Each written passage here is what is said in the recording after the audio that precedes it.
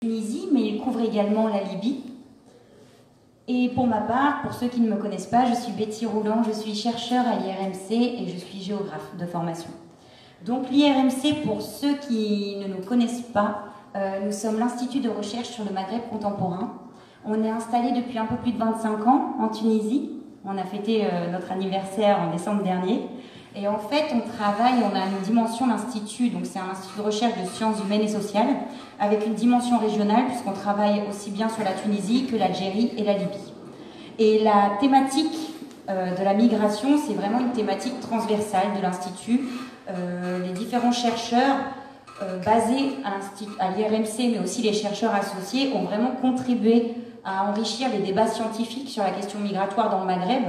Alors aujourd'hui, on a Hassan Boubakri ici présent, mais je pense aussi à Jean-Pierre Cassarino, à Sonia Asnamissaoui et beaucoup d'autres que j'oublie, notamment Nadem Yousfi. Alors j'aimerais excuser son absence. Normalement, on avait 3 panélistes aujourd'hui parce qu'on voulait insister sur cette approche un petit peu pluridisciplinaire de l'objet d'étude des migrations.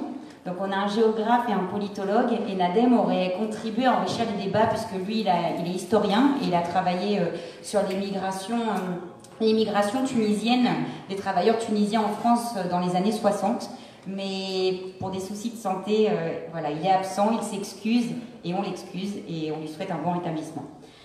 Donc la table ronde est légèrement modifiée, mais les objectifs d'aujourd'hui, c'est de dresser un petit peu un état des lieux des tendances migratoires actuelles en Tunisie et d'en saisir les enjeux à l'échelle de la Tunisie, à l'échelle de la région, à l'échelle de la Méditerranée, avec ses relations avec l'Union européenne et puis ses nouvelles relations avec l'Afrique subsaharienne. Donc voilà ce qu'on propose de faire, d'avoir un débat d'avoir un débat dynamique. On va, avec Frédéric, poser les questions aux intervenants qui vont répondre tour à tour aux questions posées. Je ne vais pas m'étendre, je voudrais juste introduire brièvement les 2 chercheurs invités aujourd'hui. Donc Mohamed Liman, bonjour et merci. Merci d'être là avec nous. Donc docteur en sciences politiques de la faculté de droit et des sciences politiques de Tunis, donc diplômé depuis 2011. Tu es actuellement maître assistant à la faculté des sciences juridiques, économiques et de gestion de l'université de la Gendouba, où tu assures également la coordination du master droit public et sciences politiques. Donc Mohamed était chercheur associé au Robert Schuman Center for Advanced Studies à l'Institut universitaire européen de Florence. Donc tu étais basé à Florence de 2012 à 2014 et puis tu es revenu en Tunisie. Donc tes domaines de compétences couvrent notamment la politique migratoire de l'Union européenne, la politique migratoire de la Tunisie, le système politique tunisien, ainsi que l'expérience tunisienne en matière de justice transitionnelle. Donc en 2013, tu as fondé l'association du Collège méditerranéen pour la recherche scientifique, CMRS, et depuis 2016, tu es membre du groupe Dialogue tripartite, Société civile tunisienne, Autorité tunisienne et Autorité européenne, Migration et droits économiques et sociaux, Euromed Rights. Et d'ailleurs, ça me permet de faire la transition avec Hassan Boubakri, professeur à l'université de Sousse, puisque tu fais également partie de ce dialogue tripartite. Hassan, tout ton cursus de chercheur porte sur les enjeux des migrations en Tunisie et au-delà. Donc professeur à l'université de Sousse, mais tu coordonnes également un master sur les études africaines, il me semble. Membre de la commission du master sur les études africaines, et donc tes travaux de doctorat portaient sur la frontière tuniso-libyenne, les circulations, l'économie informelle, et puis ensuite j'ai envie de dire que tu as vraiment touché un petit peu tous les enjeux des migrations dans le Maghreb. Je pense à ton chapitre sur les étudiants marocains en Tunisie, donc l'ouvrage sur la mondialisation des étudiants dans le Maghreb, et puis plus récemment tes rapports sur l'immigration illégale des jeunes Tunisiens au départ des côtes tunisiennes et l'article de 2015 que j'aime particulièrement sur l'émergence de nouvelles figures migratoires en Tunisie. Et tu poses cette question sur l'émergence des nouvelles figures migratoires en Tunisie et on va y revenir avec Frédéric. Donc comment va se passer le débat? On a 45 minutes où on pose les questions à nos deux chercheurs invités, et puis ensuite 15 minutes avec le public. Et ensuite, elle arrive, donc ça tombe très bien. On fera monter Sana sur scène pour discuter un petit peu du droit d'asile. Voilà. Donc, Frédéric, je te donne la parole. Bien. D'abord, on va essayer d'aborder le débat sous un double angle. On va d'abord voir la Tunisie comme pays de départ, comme pays source, comme pays pourvoyeur de migration. Et ensuite, on essaiera de comprendre dans quelle mesure la Tunisie est devenue aussi, elle a toujours été à sa manière, mais devient peut-être de plus en plus un pays d'accueil, un pays de destination. Ce qui nous permettra d'articuler avec tout ce qui se passe effectivement en Afrique subsaharienne. Alors, pour commencer, étudions la Tunisie comme pays de départ. Et comment, mais avant de voir comment la Tunisie se pense, se conçoit comme un pays de départ, il faudrait peut-être essayer de répertorier les nouvelles dynamiques migratoires. Et là, je m'adresse à nos deux panélistes. Est-ce qu'il y a, si on compare la dynamique migratoire actuelle en 2018, ou disons 2017, ou disons le début des années 2010, comparé à ce qui se passait il y a 30 ou 40 ans, est-ce qu'on assiste aujourd'hui à des nouvelles dynamiques migratoires, peut-être en termes de profil de migrants, de profil socio-professionnel des candidats au départ, mais aussi peut-être en termes de circuits géographiques, et notamment de choix de pays d'accueil. C'est peut-être plus la France qui intéresse, c'est peut-être d'autres pays, d'autres horizons géographiques. Donc sous le double angle profil socio-professionnel et horizon géographique, j'aimerais bien que nos deux panélistes nous disent un petit peu dans quelle mesure on peut aujourd'hui identifier des nouvelles dynamiques migratoires. À la fois donc, pour ce qui concerne la Tunisie, mais évidemment dans son environnement géographique d'Afrique du Nord. Voilà, bon, donc je crois qu'on va essayer de partager la parole, comme ça je laisserai peut-être les aspects dans lesquels Mohamed est peut-être plus pertinent. Moi je crois qu'enfin peut-être il faudrait penser à quelques idées clés, à quelques clés de lecture qui permettent un peu de comprendre les dynamiques dans lesquelles s'insère la Tunisie. Bon, il ne faut pas oublier que la Tunisie est un petit pays par la taille démographique, donc je veux dire, l'immigration qui passe par la Tunisie, le flux migratoire qui passe par la Tunisie, reste quand même minoritaire par rapport à la configuration générale des flux dans la région. Quand je dis la région, c'est-à-dire le Maghreb, avec son voisinage méditerranéen et européen d'un côté, et subsaharien de l'autre, et même au niveau latéral, c'est-à-dire au niveau du Maghreb. Donc, il me semble qu'il faudrait qu'on comprenne, je veux dire, que ces nouvelles dynamiques ou ces nouveaux figures de migrants sont liées à l'accélération d'abord des flux, à la globalisation qui touche tous les pays du monde. Et je crois aussi qu'il y a un autre moteur qui est important, c'est la question des crises, des tensions autour de la région, autour du Maghreb, à l'intérieur du Maghreb, qui font que depuis 2011 et même depuis les années 2000, il y a eu un grand nombre, je veux dire le nombre des migrants qui viennent en Tunisie a augmenté. Mais bon, si on commence par le premier aspect, c'est-à-dire la Tunisie comme pays de départ, je veux dire, quand on compare le nombre d'étrangers qui viennent en Tunisie, qui passent par la Tunisie, ce n'est rien par rapport au nombre de Tunisiens qui sont à l'étranger. Il faut rappeler rapidement, peut-être, enfin, la majorité des... Je profite pour dire bonjour et pour saluer tous les amis, collègues ici présents et présentes depuis longtemps, donc c'est une bonne occasion. Donc, je veux dire, peut-être il y a des choses qu'une grande partie de l'auditoire connaît, mais bon, la Tunisie, c'est 1 million, à peu près, il y a 1,3 million de Tunisiens qui sont à l'étranger, et je veux dire, l'identité migratoire de la Tunisie est d'abord, en tant que pays de départ, ça reste le profil migratoire tunisien, ça reste un pays de départ. Et nous voyons, avant 2011, comme avant 2011, le nombre de... Tous les ans, il y a une 50, 60, 100 000, le nombre de Tunisiens qui augmente, qui sont installés à l'étranger, ça augmente rapidement. Donc, s'il y a autant de nombres, ça veut dire que, structurellement, je veux dire, sur le fond, la Tunisie, il y a pas mal de facteurs, de moteurs qui sont derrière les raisons de départ tunisien, restent les mêmes. C'est la question, je crois, fondamentale de l'écart de revenus avec nos voisins du Nord et peut-être aussi avec même certains pays pétroliers comme le Golfe ou avant 2011 la Libye. Donc, je donne la parole à Mohamed pour ne pas et puis il y a un échange. Merci, Sid Hassan, comme j'ai l'habitude de m'adresser à vous. Alors, la Tunisie comme pays de départ, il y a peut-être deux aspects. Hein. Il y a un aspect, j'allais dire, local. Hein. C'est-à-dire que les départs depuis la Tunisie peuvent s'expliquer notamment par la prédominance du facteur économique.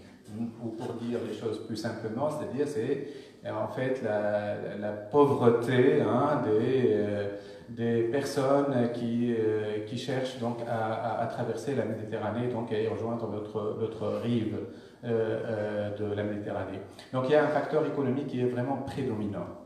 Ça, c'est pratiquement, quasiment toutes les études le prouvent. Donc ça, c'est le facteur local. Il y a aussi le facteur donc, international, je dirais, c'est que les gens qui essayent ou bien qui tentent hein, de traverser clandestinement, donc ils sont à la recherche d'un avenir meilleur hein, dans l'autre rive, hein, dans la rive nord de la Méditerranée. Donc, dans cette double dynamique en fait entre le local et l'international, il y a ce mouvement-là, mais c'est un mouvement aussi qui reste très marqué par le contexte politique hein, tunisien. C'est-à-dire, c'est en fonction des changements dans le cadre du contexte politique tunisien que les flux, ou bien ils sont vraiment accentués, ou bien ils sont, entre guillemets, reprimés.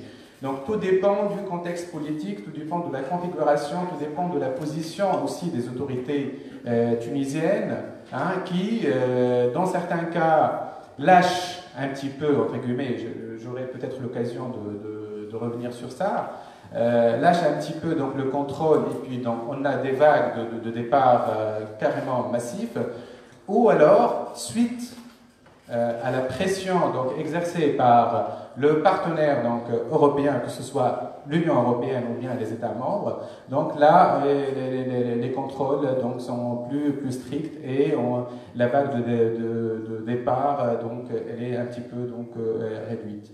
Voilà. Donc, pour compléter aussi, on va faire un aller-retour des prises de parole. Moi, je crois que ce qui s'est passé en 2011, juste le 15, le lendemain de la chute de l'ancien régime, est révélateur du fonctionnement de la migration, enfin de la Tunisie en tant que pays de départ. Vous vous souvenez qu'en 2011, dès le lendemain du départ, il y a eu tous les jours, le 15 janvier, le 16 janvier, jusqu'à pratiquement avril et même après, il y a eu des centaines de personnes qui partaient de la Tunisie. Donc ça veut dire que, le pays reste quand même un pays de départ. Et c'est lié certainement, bon, je veux dire, la migration n'est pas, le départ tunisien n'est pas uniquement lié à la pauvreté. Il y a certainement beaucoup, de facteurs d'ordre économique. Les gens ne travaillent pas, donc ils cherchent, sont en situation de chômage. Mais il y a des gens aussi qui cherchent à partir pour améliorer leur situation. Et puis il ne faut pas oublier aussi que pour pouvoir partir, maintenant il faut réussir à récolter un minimum de montant qui permet justement aux gens de partir, à financer le départ. Et donc je dirais qu'une partie des départs des Tunisiens sont destinés à améliorer la situation, à éviter, la situation du travail précaire, parce que même les gens qui travaillent, s'ils travaillent, c'est qu'ils sont victimes du travail, d'un manque de travail décent, et la précarité de l'emploi fait partie, on parle du chômage et de la pauvreté, mais aussi il faut prendre en compte la précarité de travail qui est une partie de la pauvreté. Pour aussi toucher à un autre aspect, c'est que moi il me semble que malgré ce caractère, dominant, prédominant de ce profil migratoire de la Tunisie, l'attention est braquée sur les étrangers qui viennent en Tunisie et pas assez, je trouve, au niveau de la recherche académique, au niveau des médias. On ne parle pas beaucoup de Tunisiens qui sont à l'étranger, alors que la diaspora, ou le noyau de la diaspora tunisienne à l'étranger commence à être très diversifié, avec un grand nombre de compétences, de gens qui sont formés, de toute catégorie, je veux dire, des opérateurs économiques, des médecins, des informaticiens, des ingénieurs, des entrepreneurs. Et donc, peut-être que si on veut un peu comprendre cet aspect-là de la Tunisie en tant que pays de départ, il ne faut pas oublier, enfin, il ne faut pas mettre l'accent uniquement sur les conditions sécuritaires ou le contrôle et la question des frontières, mais prendre en compte aussi cette dynamique de la diaspora de la communauté tunisienne à l'étranger, qui est, je crois, l'un des aspects qu'il faudrait, je veux dire, prendre en compte. Pour revenir à cette question, je voudrais revenir à cette notion de profil socio-professionnel. Est-ce qu'on peut dire qu'il y a une évolution du profil socio-professionnel du candidat au départ? Bon, il y a toujours évidemment une forte demande d'émigration, disons, non qualifiée. Hein, c'est quelque chose qui est assez... qui reste. Mais on parle beaucoup en Tunisie en ce moment de la fuite des cerveaux, par exemple. Bon, donc il y a une forte demande d'émigration qualifiée. Est-ce que ça, c'est un... On parle des médecins, des ingénieurs, des diplômés des grandes écoles tunisiennes, qui ne s'y retrouvent plus dans le contexte tunisien, post-2011. Est-ce que ce phénomène de fuite des cerveaux est quelque chose de très très nouveau, ou est-ce qu'il a eu déjà lieu dans le passé, il y a 10, 15, 20 ou 30 ans? Oui, bon, il y a l'aspect qui est nouveau, et ça concerne essentiellement hein, les médecins. Ça, c'est vraiment un fait nouveau pour la Tunisie. Par contre, pour ce qui est des enseignants, que ce soit des enseignants du primaire, secondaire ou du supérieur, ça c'est pas tout à fait nouveau. Hein. Sauf que la petite nouveauté par rapport aux enseignants du supérieur, c'est qu'il y a un départ massif vers les pays du Golfe, et notamment vers l'Arabie Saoudite. Vraiment, c'est tout à fait... Enfin, c'est nouveau. Hein. Il y a des départs auparavant. Hein, mais là, pour ce qui est de l'Arabie Saoudite, il y a une véritable hémorragie donc des enseignants universitaires qui partent là-bas. Et si l'on veut, ça coïncide un petit peu avec les années 2013-2014. Hein. C'était pas tout de suite hein, après 2011, non. On a attendu un petit peu et on a estimé que la situation pourrait changer, c'est-à-dire la situation des enseignants universitaires. Et puis par la suite, après 2-3 ans, voilà, on a commencé à avoir donc des départs massifs essentiellement vers l'Arabie Saoudite. Alors que pour les médecins, c'est un départ plutôt vers l'Europe. Hein. Dans les années 2011-2012, les médecins qui ont été recrutés en Europe et surtout en France, il s'agissait beaucoup plus des médecins algériens. Et puis par la suite, on a aussi assisté à l'arrivée de médecins syriens également. Hein. Mais c'est pas vraiment, c'est-à-dire c'est pas pour les médecins tunisiens, c'était pas au départ donc très significatif. Le mouvement s'est accentué essentiellement ces 2 dernières années. L'une des raisons, peut-être, hein, c'est que l'incapacité des pouvoirs publics, et notamment des ministres qui se sont succédés à la tête du ministère de la Santé, n'ont pas pu arriver à trouver des solutions et d'accord avec les syndicats donc des médecins, que ce soit les médecins ou bien les jeunes médecins. Hein. Et donc, il y a eu plusieurs problèmes et vu qu'il n'y a pas eu de solution en fait, les médecins ont commencé à partir en masse. Donc voilà la situation, c'est-à-dire il y a des départs vers l'Europe surtout, donc il s'agit beaucoup plus des médecins, les ingénieurs oui en Europe mais aussi au Canada, mais la plupart des enseignants universitaires, ils partent maintenant vers les pays du Golfe, notamment vers l'Arabie Saoudite. Alors, excuse-moi Mohamed, je rebondis parce que justement, je me souviens que ma première expérience professionnelle, on a dit des réalités aux études de cas, des cas concrets. Ma première expérience professionnelle dans un laboratoire de recherche ici en Tunisie, l'équipe avait été diminuée parce que justement, plusieurs chercheurs venaient de partir en Arabie Saoudite. Et ça, c'était il y a 3 ans. Donc Je trouve ça très intéressant parce qu'on voit que les pays de destination se sont diversifiés. Donc là, tu parles des pays du Golfe, les profils aussi socio-professionnels. Donc on parle quand même ici de travailleurs hautement qualifiés, médecins et enseignants du supérieur. Je voudrais revenir sur la Tunisie, pays de départ, et aux migrations illégales. Et je voudrais vous demander dans quelle mesure ces migrations illégales influent les relations avec l'Union européenne. Et là, je fais référence au partenariat sur la mobilité et ainsi qu'à la facilité des visas. Est-ce que vous pourriez... Merci. Par rapport à la question de l'immigration irrégulière, non documentée, non autorisée, bon, moi je suis plutôt pour le dernier terme, enfin, c'est une immigration non autorisée en fait.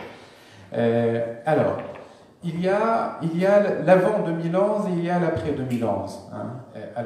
L'avant 2011 est peut-être caractérisé par le fait que les voisins du Sud, la Tunisie, le Maroc, l'Algérie, etc., en fait, refusaient presque systématiquement les demandes de l'Union européenne de conclure un accord sur la réadmission. Et donc, un accord sur la réadmission, ça concerne évidemment donc, les immigrants irréguliers qui se trouvent sur le territoire européen donc, et des États membres de l'Union européenne. Donc, avant 2011, il y avait pratiquement un rejet de la part des voisins du Sud. Avec le Maroc, on a eu un mandat, donc la Commission a eu un mandat de négocier un accord de réadmission avec le Maroc, c'était en 2002. Et puis, il y a aussi un mandat de négocier avec l'Algérie qui date de 2003.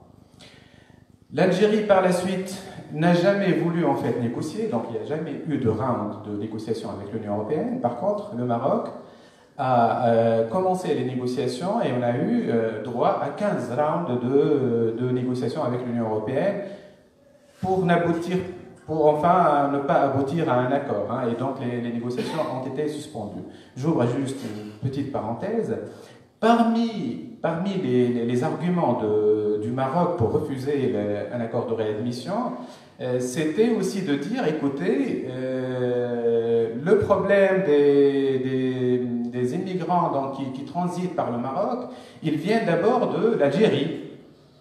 Et donc, si vous voulez réellement qu'on ait un accord de réadmission qui soit efficace, il faudrait demander à l'Algérie aussi de conclure avec vous, donc l'Union européenne, un accord sur la réadmission. Donc, ça, c'était l'un des arguments du Maroc pour rejeter, qui est un argument valable, parce que c'est vrai que la plupart des migrants du passant donc irrégulière passaient d'abord par la frontière algérienne, donc alors pour arriver donc sur le territoire marocain et puis aller donc en Espagne. Bon voilà, donc ça c'est la donnée avant 2011. Avec la Tunisie, il n'y a pas eu de mandat, il n'y a pas eu de négociation d'un accord de réadmission. Il y avait des accords de réadmission avec les États membres, donc c'était des accords bilatéraux. Et on verra peut-être, on va revenir tout à l'heure sur l'efficacité de ces accords bilatéraux. Après 2011, alors le contexte a complètement changé. Et après 2011, c'est un contexte qui est marqué par une instabilité institutionnelle donc, en Tunisie et une instabilité politique au Maroc.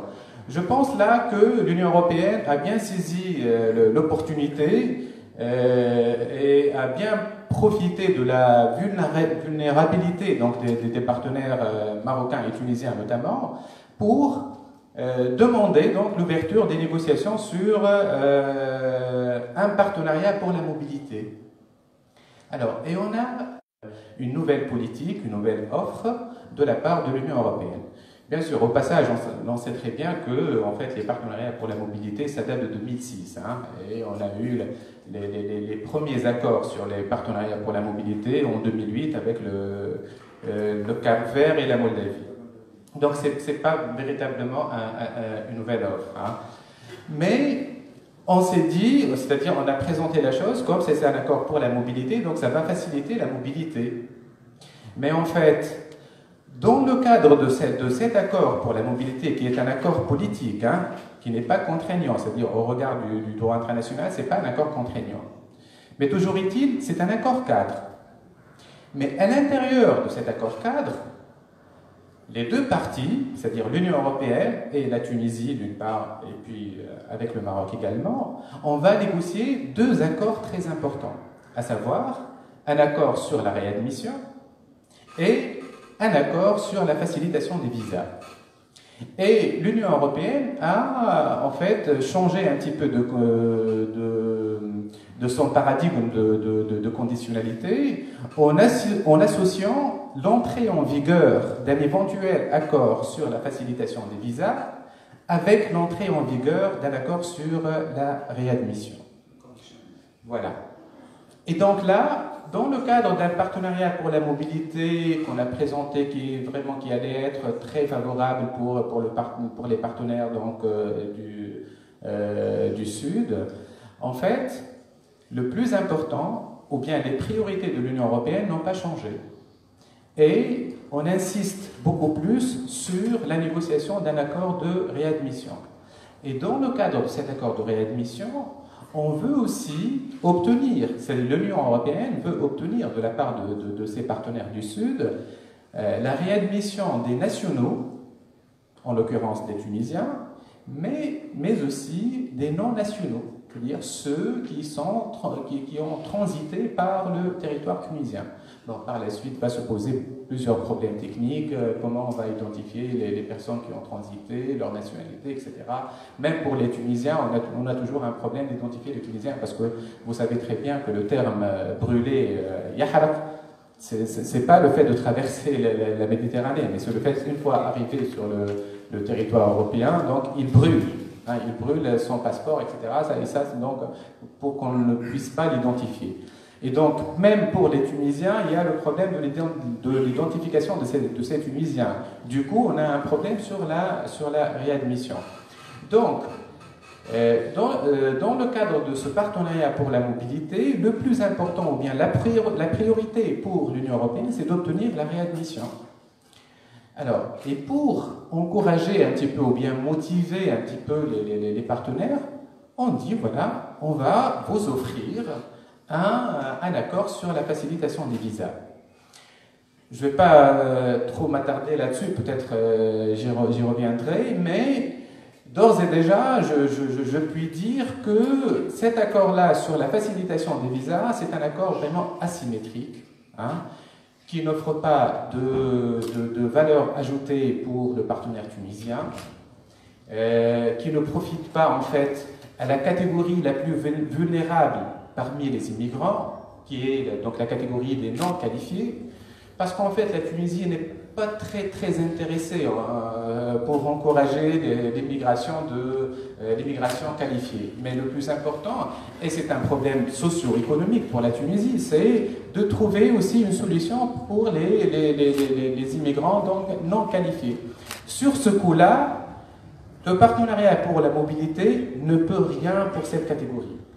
Donc, pour ces raisons-là, je dis que c'est un accord donc asymétrique. Et donc, les autorités tunisiennes, maintenant, ils bloquent sur ça. Ils disent finalement qu'est-ce qu'on va obtenir. Mais à la fin, l'accord sur la facilitation des visas n'offre pas de réel avantage pour la Tunisie. Et donc, on va bloquer aussi la négociation sur la réadmission. D'autant plus que il n'en est pas question, surtout pour la Tunisie, d'accepter la réadmission des non-nationaux. Donc je ne vais pas trop accaparer la parole, mais peut-être... En lien avec ce que tu viens de dire, et peut-être Hassan, tu peux répondre, dans le cadre du dialogue tripartite, est-ce qu'il y a des solutions, est-ce qu'il y a des suggestions, est-ce que vous êtes en pourparlers, est-ce qu'il y a des propositions de fait? En deux mots, le dialogue tripartite est une initiative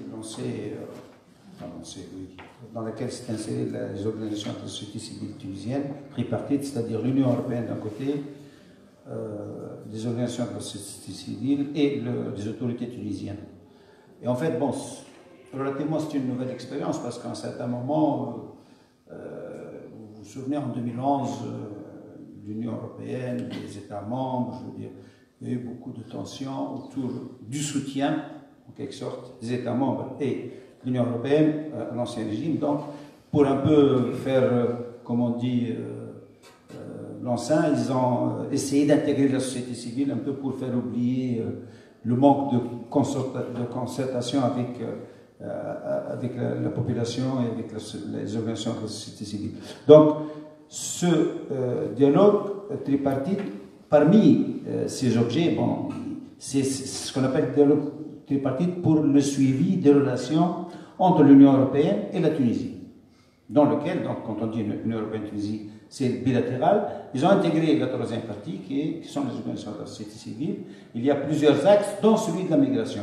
Il y a la réforme de la justice, les droits de l'homme, les droits économiques et sociaux, et il y a la migration. Donc il y a un groupe de travail qui s'appelle Groupe de travail migration et asile, où donc la société civile peut s'exprimer. Et donc à un certain moment, il y a eu pas mal je veux dire, de difficultés au début parce que l'Union européenne a envoyé des invitations, par exemple, aux organisations de la société civile, sans envoyer les documents sur lesquels il veut discuter pour leur montrer, voilà ce qu'on discute avec la Tunisie. On est à un certain moment, le groupe de travail, enfin, sur la migration, a obtenu à un certain moment d'avoir quelques documents de l'Union européenne.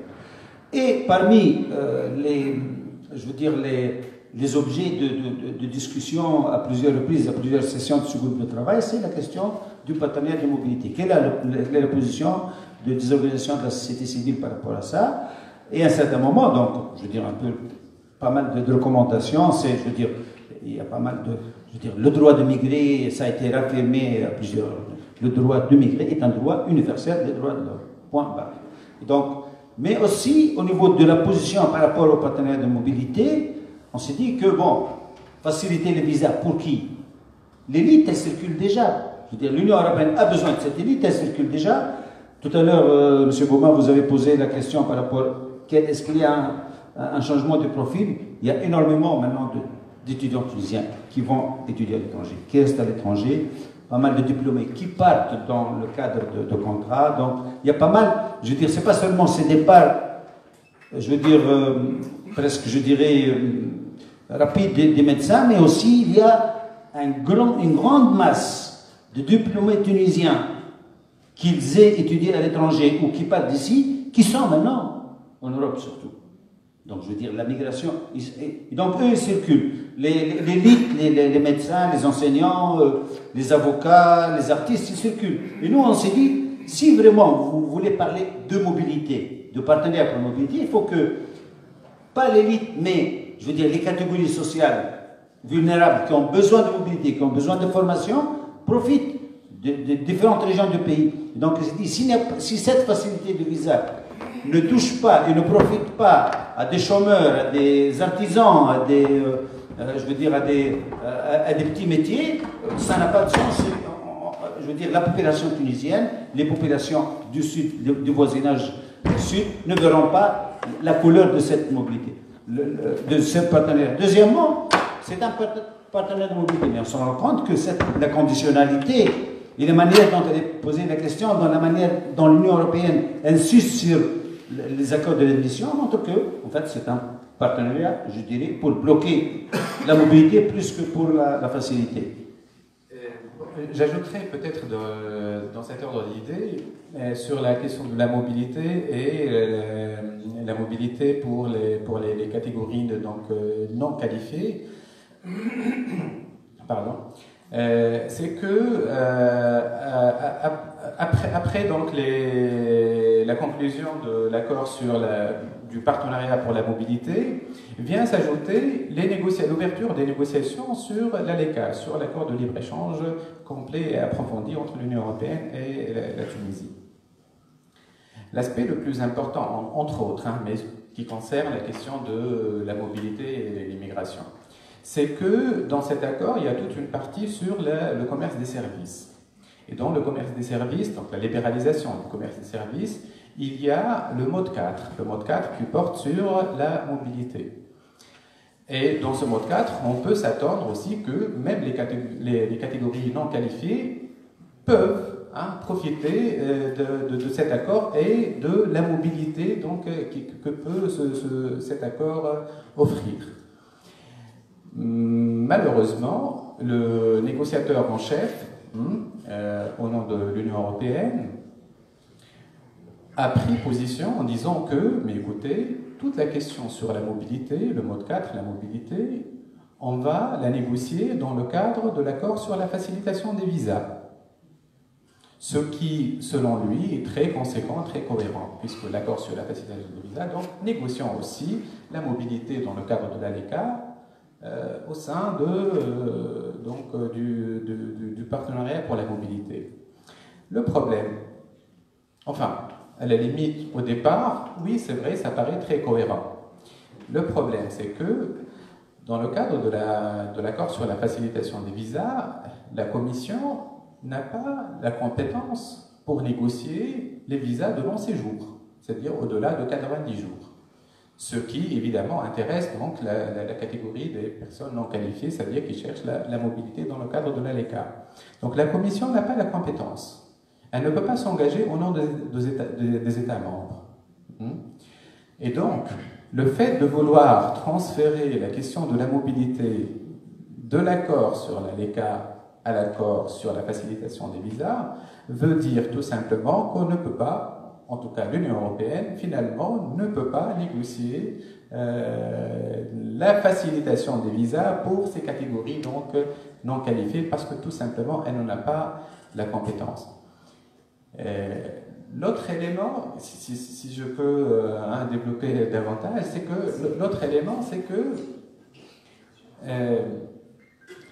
dans le cadre de l'accord sur la facilitation des visas, d'abord, entendons-nous bien sur ce que veut dire facilitation des visas. Alors, est-ce qu'il s'agit de faciliter l'octroi des visas, c'est-à-dire une fois vous avez un dossier, presque automatiquement vous allez avoir un visa, ou alors il s'agit d'un accord sur la facilitation des formalités d'octroi des visas. En fait, la Commission, dans ses textes, dans ses communications, des fois, elle utilise le terme facilitation des visas, des fois c'est la facilitation des formalités, de l'octroi des visas, des fois c'est la facilitation des procédures. En effet, il s'agit en fait de faciliter les formalités et non pas l'octroi des visas. C'est-à-dire au lieu d'attendre 10 jours, on va attendre 5 jours. Au lieu de demander 20 pièces justificatives, on va demander que 10 pièces. Donc il s'agit essentiellement des formalités. Mais en tout cas, l'Union européenne négocie la facilitation des visas au nom de ses États membres, mais c'est que lorsque l'on regarde un petit peu les États membres signataires de l'accord du partenariat pour la mobilité, ce ne sont pas tous les États membres de l'Union européenne qui sont signataires. Il n'y a que 9 membres. Et puis, de l'autre côté, lorsqu'on négocie, par exemple, l'accord sur la réadmission, la Commission s'engage au nom de tous les États membres. Alors, la question est posée. Honnêtement et personnellement, je n'ai pas de réponse. On a posé la question dernièrement à un haut responsable de la délégation de l'Union européenne. Il n'a pas répondu. Bon. Alors, c'est quoi la question? Est-ce que réellement, lorsqu'on négocie l'accord sur la réadmission, l'Union européenne négocie au nom de tous ses États membres, donc tous les États membres profiteraient d'un accord sur la réadmission? Et si, de l'autre côté, lorsque l'Union européenne négocie un accord sur la facilitation des visas, ça ne concerne que les États membres signataires du partenariat pour la mobilité. Donc là, il y a un problème juridique. Donc il va falloir que l'on éclaircisse ce point-là. Et si tel est le cas, ben, encore une fois, on voit très bien la symétrie qui existe au sujet des concessions qui sont demandées de part et d'autre. Et donc, toute cette question-là de la facilitation des visas, des catégories qui sont concernées, les parties qui sont réellement engagées, donc, donne à dire que en fait c'est un accord c'est un accord à géométrie variable où l'Union européenne a juste mis ses propres priorités, évidemment la question sécuritaire va sans dire, dans une nouvelle enveloppe, mais il n'y a rien vraiment donc à offrir pour les partenaires du Sud.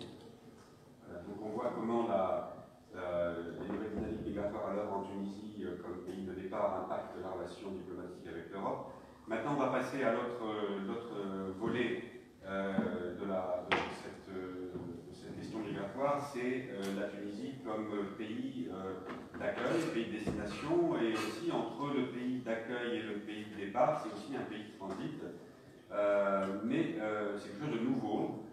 Et là, je voudrais donc me tourner vers Hassan Bourakri, qui a beaucoup travaillé sur cette question. Est-ce qu'on peut identifier les nouvelles figures migratoires qui aujourd'hui font de la Tunisie un pays de destination? Merci. Bon. Peut-être je vais partir d'une perspective, d'une prospective. C'est que vous savez que maintenant la Tunisie, comme le Maroc d'ailleurs, surtout, cherche à travailler avec l'Afrique et à investir l'Afrique. Et parmi les questions qu'on devrait poser, est-ce que nous sommes prêts, si nous voulons développer nos relations économiques avec l'Europe, avec l'Afrique, pour que nos commerciaux, nos ingénieurs, nos techniciens aillent en Afrique pour prospecter les marchés africains? Est-ce que nous sommes prêts? Est-ce que nous avons une politique? Est-ce que nous sommes préparés pour justement accueillir des Africains qui viennent en Tunisie pour faire des commerces ou pour s'installer, pour travailler en Tunisie? Donc, je crois que cette question a été posée l'année dernière, je crois, quand il y avait la visite du Premier ministre au Niger et au Mali, je crois, dans les pays voisins vraiment du sud du Sahara, où on lui a dit que, bon, je veux dire, les lois tunisiennes, les législations tunisiennes en matière de contrôle de l'entrée des étrangers, surtout subsahariens, je veux dire, posent pas mal de problèmes au niveau, je veux dire, de la manière dont les étrangers, et surtout les subsahariens, sont accueillis en Tunisie. Donc, tout cela pour rappeler, maintenant je fais un saut, maintenant je reviens à un feedback, c'est qu'il ne faut pas oublier que après les indépendances, je veux dire, il y avait une alliance au niveau du mouvement de libération nationale, et surtout juste après les indépendances, il y a eu une sorte d'alliance de rapprochement entre les leaders, je veux dire, africains, Bourguiba, Ben Bella, Mohamed V à un certain moment, et les nouveaux leaders, je veux dire, africains, Nkrumah, Senghor, tout ça. Donc il y avait une tradition de coopération qui était mise en place entre la Tunisie d'un côté et surtout l'Afrique subsaharienne francophone. Et c'est ce qui explique que la visibilité, je veux dire, de la migration subsaharienne et des ressortissants du pays au sud du Sahara, on le voyait à travers surtout la migration ou les études des étudiants, enfin, les étudiants africains en Tunisie, les Mauritaniens, mais aussi donc la Tunisie, comme le Maroc et l'Algérie, et à un certain moment aussi la Libye, accueillait, et accueille toujours, un nombre important d'étudiants africains. Le problème s'est posé à partir du moment où il y a eu émergence des migrations irrégulières et où les crises, je veux dire, du moment où les crises des années 90 en Afrique subsaharienne de l'Ouest, je veux dire les guerres, les conflits, ont généré des flux de réfugiés, de demandeurs d'asile qui venaient en Afrique du Nord et surtout en Libye, et ne pouvant pas continuer vers l'Europe, ils passaient par la Tunisie, ils passaient je veux dire, par l'Algérie ou pour le Maroc.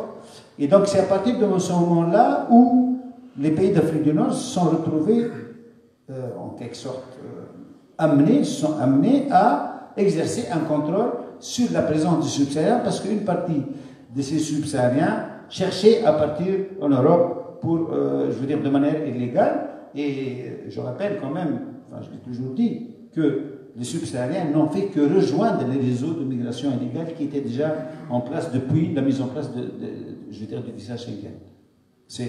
Avant, il n'y avait pas de migration, presque pas de migration irrégulière. C'est à partir du moment où il y a eu le visa Schengen, le système Schengen, qu'il y a eu, je veux dire, apparition, émergence de la migration illégale pour contourner, bien sûr, le contrôle en Europe. Et donc, en fait, les subsahariens qui arrivent, qui ont commencé à arriver en Europe, n'ont fait que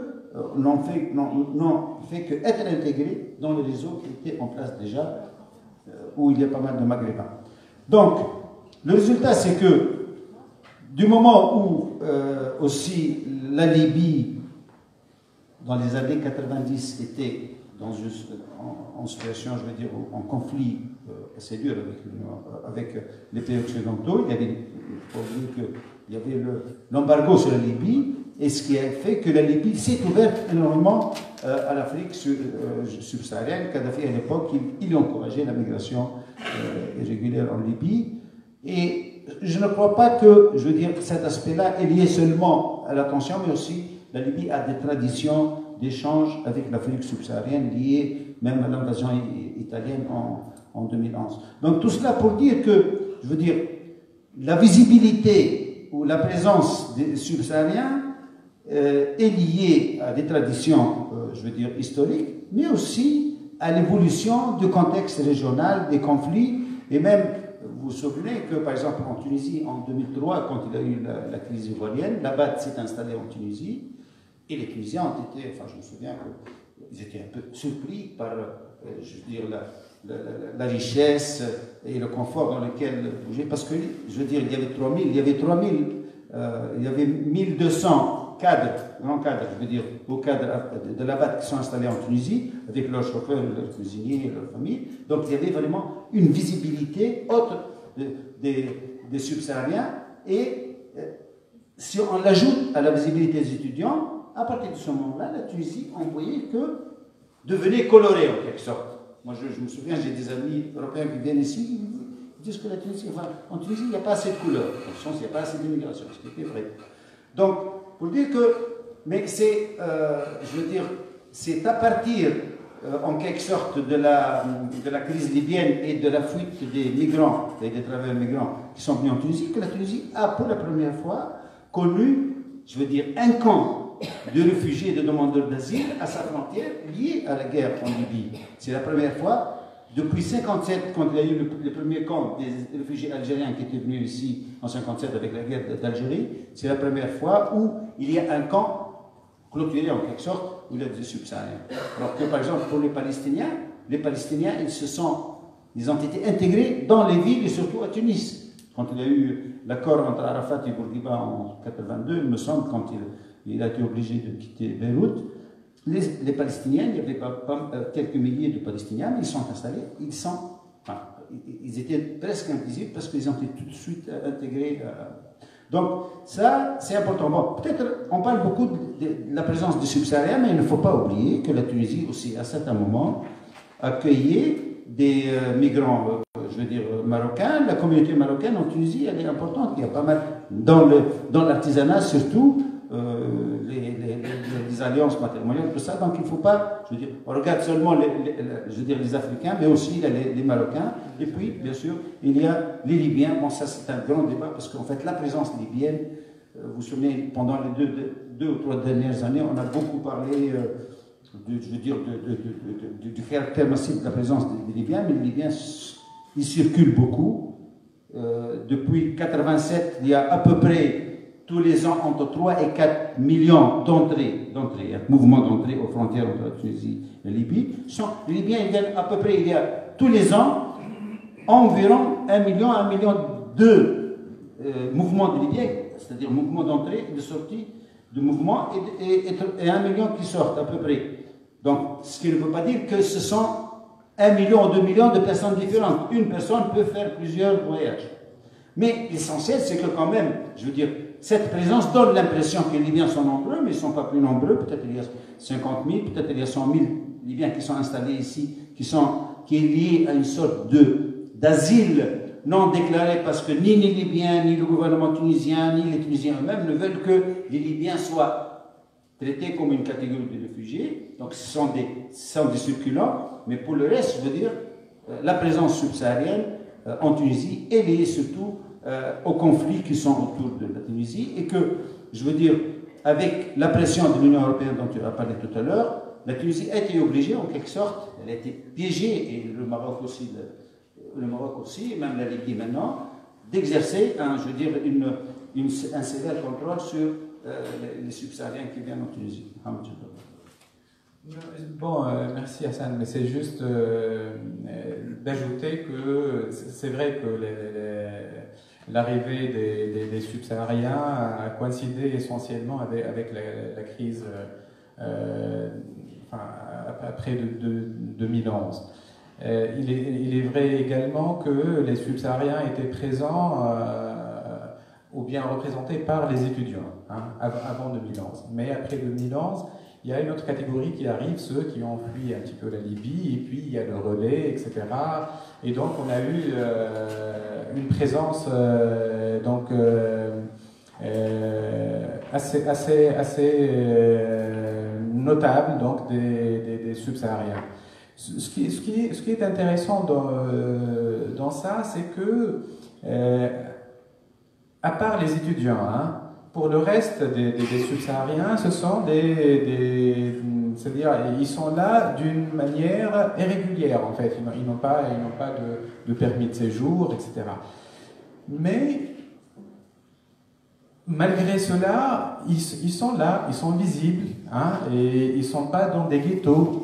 Donc, il y a une certaine proximité spatiale. Donc, ils côtoient les Tunisiens, etc. Bon, c'est vrai que dans la plupart des cas, c'est dans des quartiers populaires. Ce qui n'est pas le cas pour les fonctionnaires de la BAD. Eux, ils sont là dans les quartiers, donc un petit peu huppés. Oui, on parle oui. Mais cette proximité spatiale des subsahariens, en situation irrégulière surtout, mais également pour les étudiants, ne veut pas dire qu'il y a une certaine intégration. Mais ils subissent des violences quotidiennes, que ce soit des violences physiques, verbales,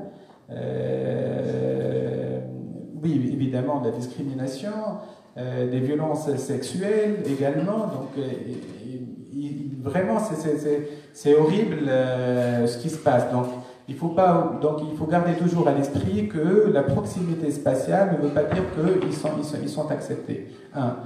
Deuxième point, et je termine avec ça, c'est que malgré le fait qu'ils soient en situation irrégulière, ils sont là. Ils travaillent, ils sont dans les chantiers de construction, ils sont dans les restaurants, ils sont dans les cafés. Et la police les voit, donc c'est très visible, etc. Et pourtant, on laisse faire. Et donc là, c'est très intéressant aussi de réfléchir sur ça et de réfléchir à cette dynamique sécuritaire. Tu disais, Hassan, que l'Union européenne mettait la pression, mais entre-temps, les autorités tunisiennes aussi laissent faire. Mais bon, est-ce que ce sont les autorités tunisiennes qui laissent réellement faire, ou alors c'est aussi le phénomène de la corruption qui fait que les petits policiers dans leur poste de police de quartier, eux qui réellement laissent faire et profitent de la situation donc vulnérable des subsahariens. Voilà.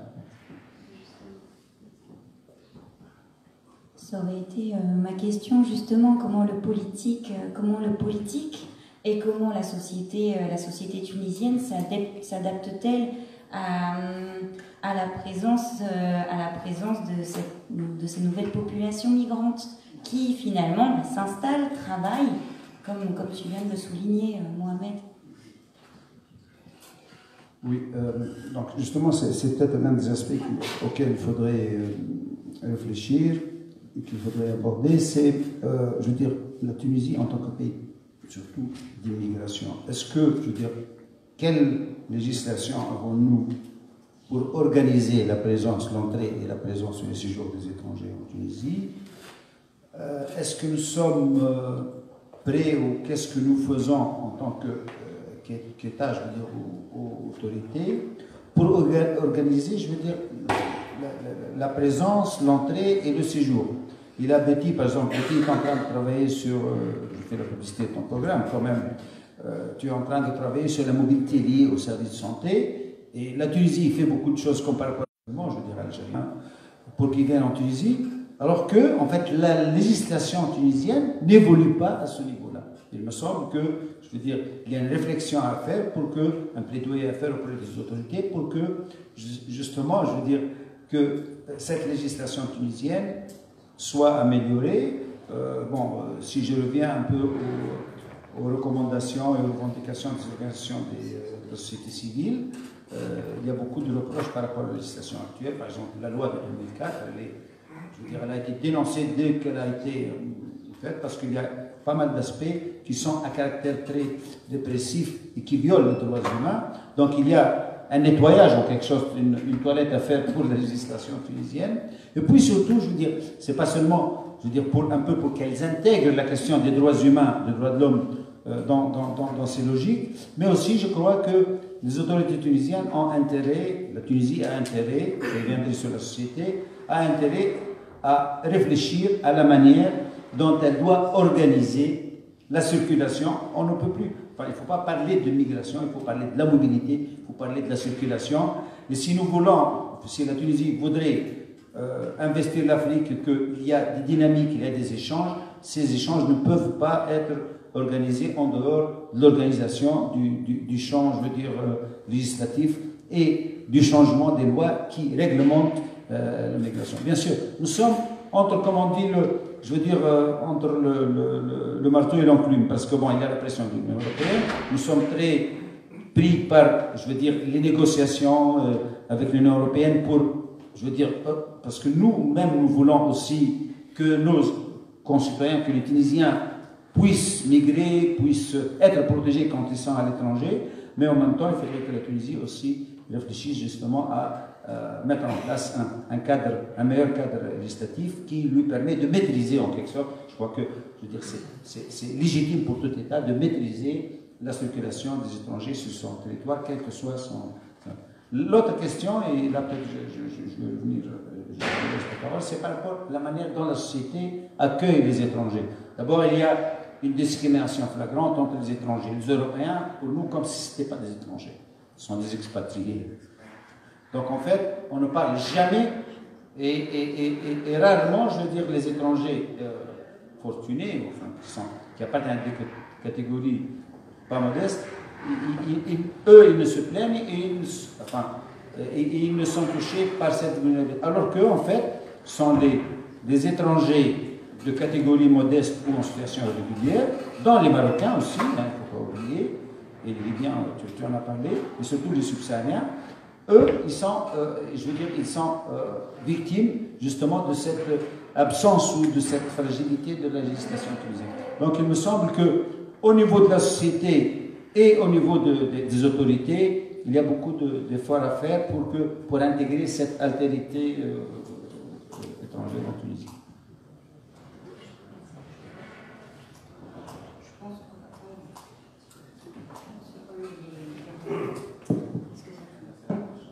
Oui, mais je ne peux pas aller dans la salle avec ce micro. Est-ce qu'on a un micro mobile? Non, il n'y a personne?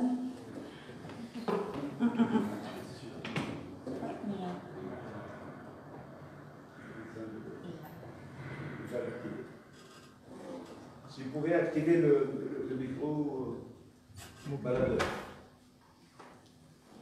Ici, bonjour. Oui, un micro mobile.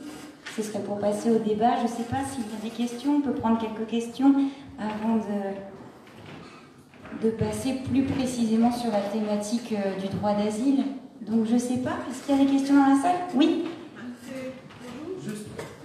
Bonjour. Alors peut-être que vous avez une voix qui porte. Je m'excuse. Ou peut-être que vous voulez venir au plus près de nous. C'est comme vous voulez. Non, j'ai une voix qui porte. Je suis dans le document. On est là. D'abord, merci. Bon, vous n'êtes pas loin. Oui. Merci aux deux interventions très intéressantes. Moi, je veux juste revenir sur un point. Personnellement, j'aime pas du tout entendre le mot migration illégale. Je suis même allergique à ce terme parce que la mobilité est un droit fondamental qui fait partie de la Déclaration universelle des droits de l'homme.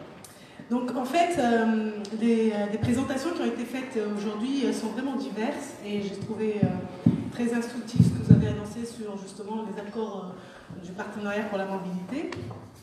Moi, je voudrais juste attirer l'attention sur Merci. Donc je voudrais juste attirer l'attention sur aussi un aspect qui n'a pas été assez exploré sur les causes de la migration irrégulière des jeunes aujourd'hui. Parce que j'ai du mal à assimiler comment un jeune qui a à peine 18 ans, qui n'a aucune expérience professionnelle, qui a vécu pendant longtemps soutenu par sa famille, et qui décide de partir parce qu'il n'a pas de perspective. Il n'a pas de perspective, et voilà. Moi, je trouve qu'aujourd'hui, dans la société tunisienne, et je parle en tant que tunisienne de ce point de vue-là, il y a vraiment une glorification de la migration irrégulière. Alors, après la Révolution, la société tunisienne est vraiment tombée dans une espèce de populisme, je dirais, au niveau où on voit au niveau communication, au niveau médiatique, une présence moins affirmée de l'élite intellectuelle tunisienne au profit de nouveaux stars de la télévision, des soi-disant journalistes, moi je dirais journaleux, qui se permettent de sortir des tas de bêtises. Et dans ces médias-là, on glorifie la migration irrégulière pour les jeunes. Les stars de rap, elles sont stars parce qu'elles parlent de ça. Dans la télé, les émissions qu'on passe, on ne fait pas le jugement de tout ce qu'il y a derrière, mais voilà, c'est la facilité pour un jeune de réussir, d'arriver, voilà, il n'y a pas de raison qu'il se batte pour réellement prouver qu'il est capable d'entrer dans un marché du travail. Il va partir en Europe parce que derrière, voilà, c'est ça la réussite, c'est devenu ça la réussite. Et ce créneau est largement exploité par autre chose, en fait. Moi, je trouve, quand on regarde aujourd'hui tout ce qui est la contrebande de marchandises, et entre parenthèses, contrebande de marchandises humaines, c'est des sources de revenus pour, justement, tout ce qui est la criminalité dans le monde. Je crois que c'est la troisième source après le trafic d'armes, la prostitution, et justement, en troisième lieu, on a la traite des personnes. Et donc, ces réseaux-là, qui sont des réseaux très étendus, se sont installés après la révolution en Tunisie. On le voit dans la contrebande de marchandises. Certainement, il y a eu beaucoup d'échos de contrebande d'armes aussi, avec la Libye. Et tout simplement, ce sont des réseaux qui se sont bien installés dans un contexte sécuritaire où la corruption a de plus en plus de place et justement qui se sont bien solidifiés et qui ont leurs ramifications. Et aujourd'hui, c'est vraiment, en fait, c'est carrément un octopus qui est vraiment bien ancré au sein de cette économie parallèle en Tunisie, et une mafia parallèle qui va devenir très difficile de décrocher, et, parce qu'effectivement, c'est des gens qui gagnent beaucoup d'argent sur ça. Alors on va venir vers les jeunes, on va leur dire voilà, hein, mais la réalité c'est que derrière, il y a des criminels, il y a des groupes de criminels qui vivent de cela et qui vivent très bien, de la même manière qu'ils vivent très bien de la contrebande en Tunisie en ce moment. Voilà. Alors, je vais laisser la parole tout de suite aux intervenants, mais je voudrais revenir sur quelque chose, sur sur la terminologie qu'on utilise ici. Ça ne veut pas dire que les chercheurs la cautionnent, ça ne veut pas dire que les chercheurs se rejoignent sur le terme. Moi, je suis complètement d'accord avec vous.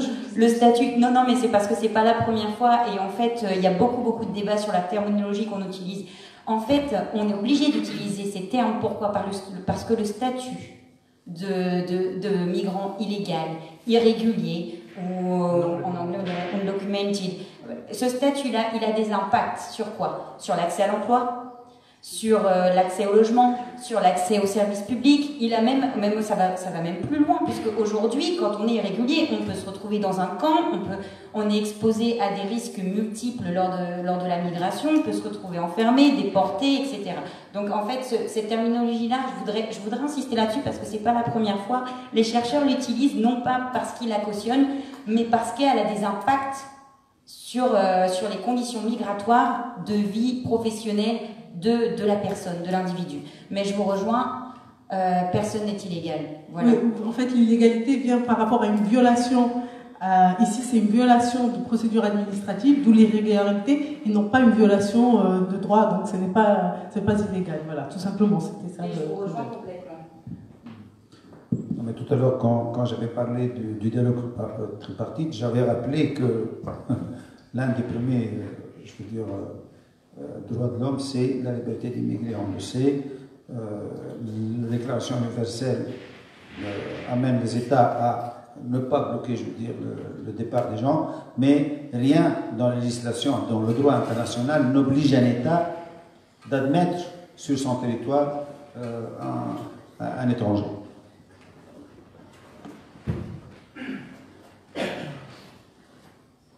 Bon, sur la question de l'émigration des jeunes, je vais être vraiment bref. Hein.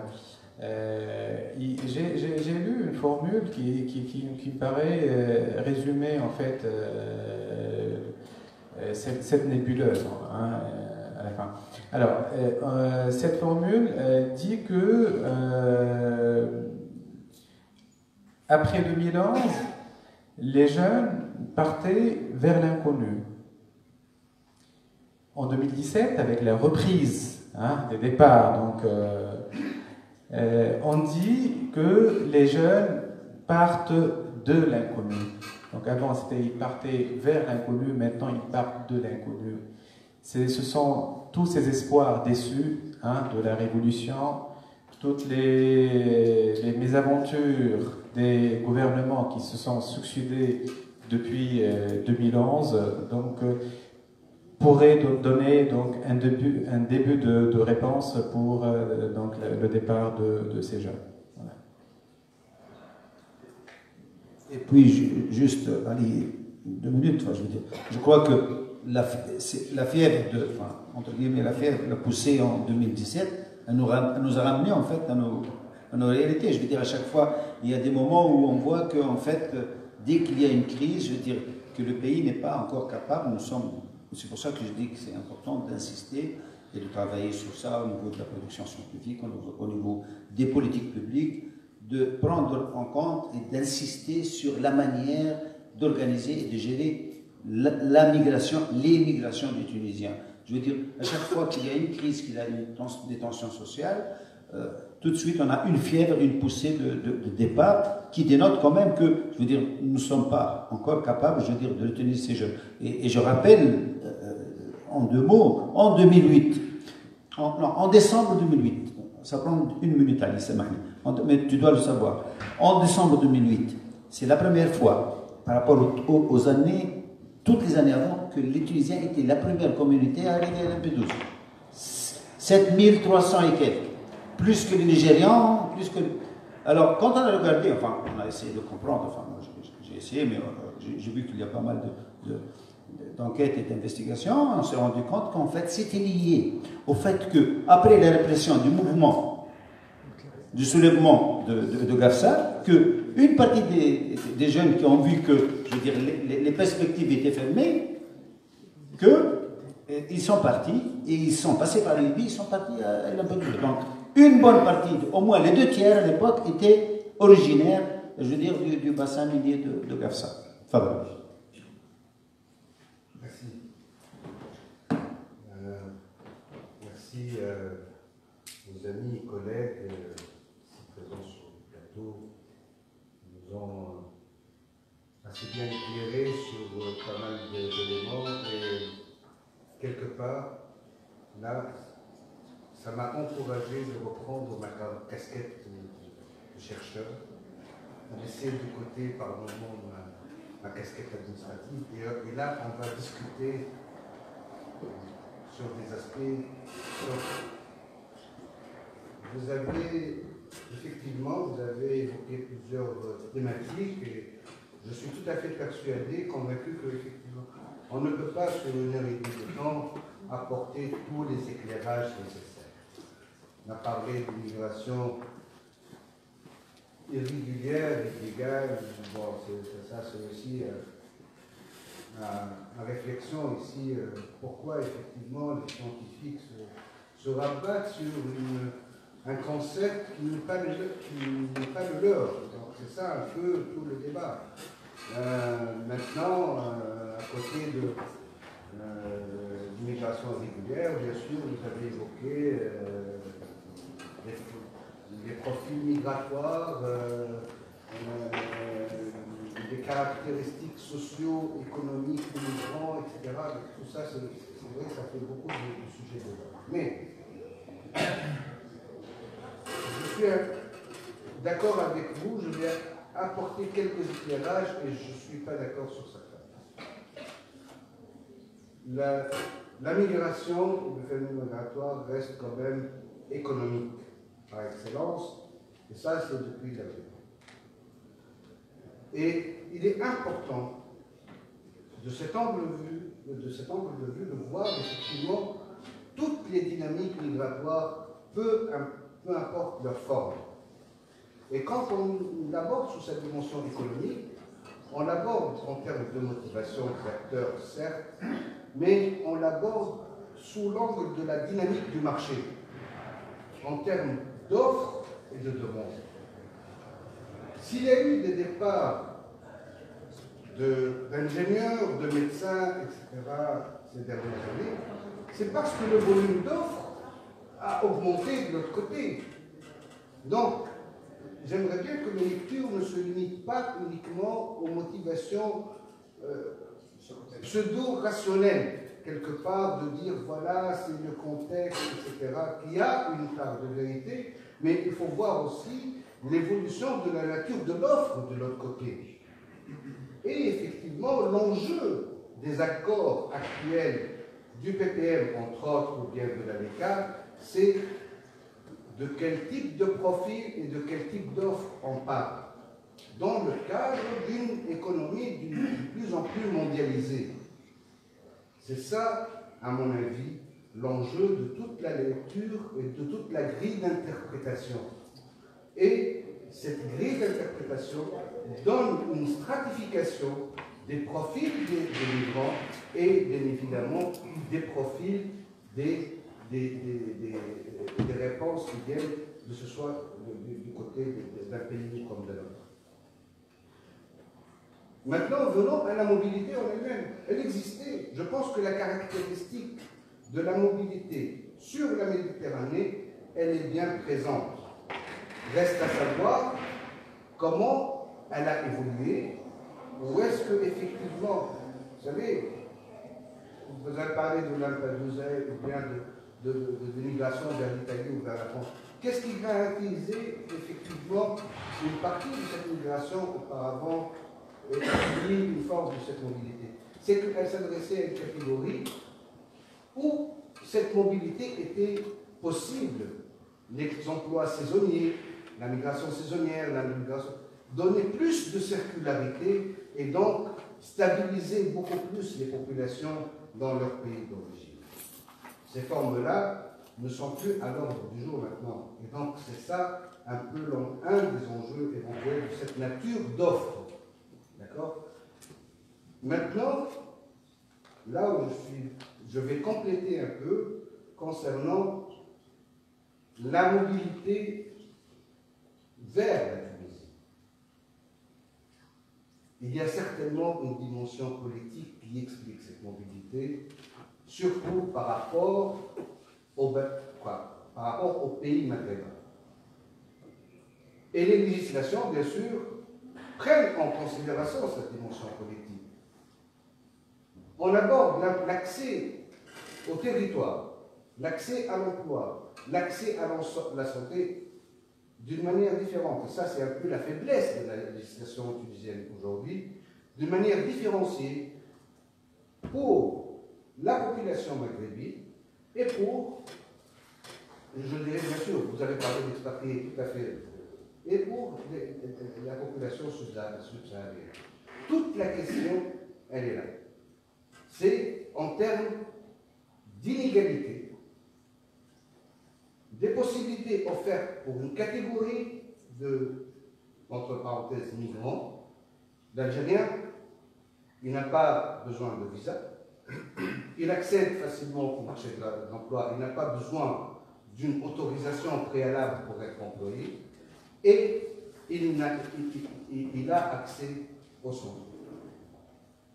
Peut-être qu'on a hérité cela de ce que se fait en Europe entre comparaison de populations communautaires et extra-communautaires. Possible, mais la question existe quand même. Donc s'il va y avoir évolution, c'est de créer moins d'inégalités.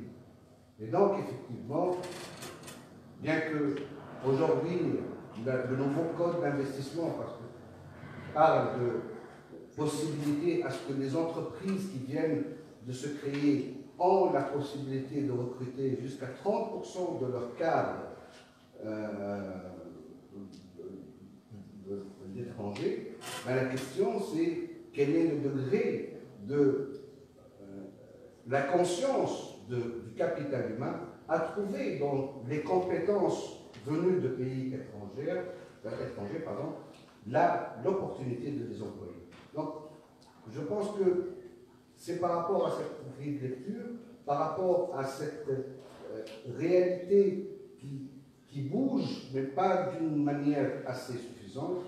Je ne dirai pas beaucoup de choses sur l'évolution de la société, c'est très complexe. Notre rapport à l'étranger, entre guillemets, ou bien est-ce que le rapport à l'autre, est-ce qu'il est spécifique à la société tunisienne uniquement, ou bien c'est toute la dimension de l'altérité qui est mise en considération. Merci.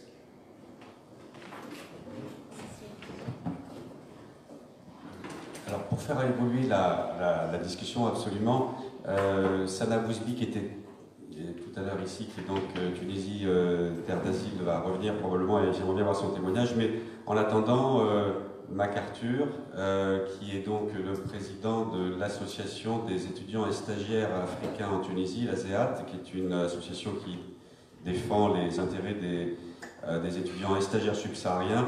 Je pense qu'il faut donner la parole aux subsahariens aujourd'hui, et donc j'aimerais bien que MacArthur peut-être intervienne.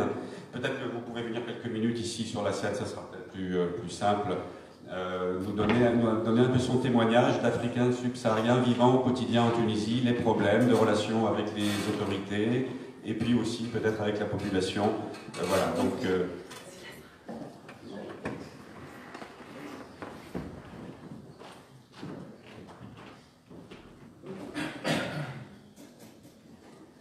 Merci pour la parole et merci pour votre invitation. Et je vous remercie également par rapport au sujet parce que c'est un sujet assez important. Et j'ai suivi Sibou Bakri et monsieur également sur leurs différentes interventions par rapport à la migration. Bon, moi je vais beaucoup plus parler des étudiants puisque nous sommes une association d'étudiants et stagiaires africains en Tunisie créée en 1993. Je rappelle que c'est une association de droit tunisien qui fédère donc 19 nationalités, 19 pays à Tunis et également à Sfax plus de 25 nationalités. Et les étudiants sont aujourd'hui au nombre de 7500 repartis sur toute l'étendue du territoire tunisien. Donc quand on parle des étudiants, je pense qu'il y a quand même une présence estudiantine assez importante en Tunisie. Tout à l'heure, Sibou Bakri a fait un peu l'historique en fait de la présence subsaharienne en Tunisie. Mais je pense que, oui, avec le président Bourguiba, il y a eu quand même une forte relation, ce qui a justifié en fait une présence quand même assez minime à l'époque, mais ça c'était beaucoup plus dans le cadre de la coopération entre la Tunisie et ces pays en question. Bon, après, il y a eu quand même évolution, notamment en 2003 où la BAD est arrivée. Le nombre d'étudiants a augmenté considérablement. Et donc entre 2003 et 2004, la Tunisie va organiser également la CAN et tout. Je pense qu'il y a également une présence subsaharienne et des gens sont installés carrément en Tunisie. Et entre 2003 et 2011, nous en tant qu'étudiants, on était au nombre de 13 000. Je rappelle qu'on était 13 000 quand même à l'époque et après donc 2011, le nombre a considérablement baissé. Il y a eu beaucoup de soucis aussi, il faut le remarquer, notamment un problème législatif parce que la loi en fait qui régit la condition de séjour des étudiants d'une manière générale, c'est la loi de 1968 dans son article 2. Donc comprenez que la Tunisie de 1968 et la Tunisie de 2018 n'est plus pareil. Donc beaucoup de réalités ont changé, seulement la loi n'a pas changé. Donc ce qui fait qu'aujourd'hui on parle beaucoup plus de problèmes de pénalité, de problèmes de carte de séjour, parce qu'il faut signaler également que la coopération entre la Tunisie et les pays d'Afrique subsaharienne n'a pas évolué. Aujourd'hui, on peut citer normalement 6 ambassades. Je pense qu'il y a 2 autres qui vont s'ouvrir très bientôt, mais la présence en termes de coopération est très minime. Donc, les pays avec lesquels la Tunisie entretient des relations diplomatiques, je vais parler de la coopération, les ressortissants de ces pays-là, je vais parler des étudiants, eux ont cette chance, par exemple, dès leur arrivée sur le territoire tunisien, en un visa de séjour, par exemple, d'entrée, de 3 mois. Par contre, vous prenez des pays avec lesquels la Tunisie n'entretient pas de relations diplomatiques et ça pose problème parce qu'eux, ils n'ont qu'un visa d'entrée d'1 semaine.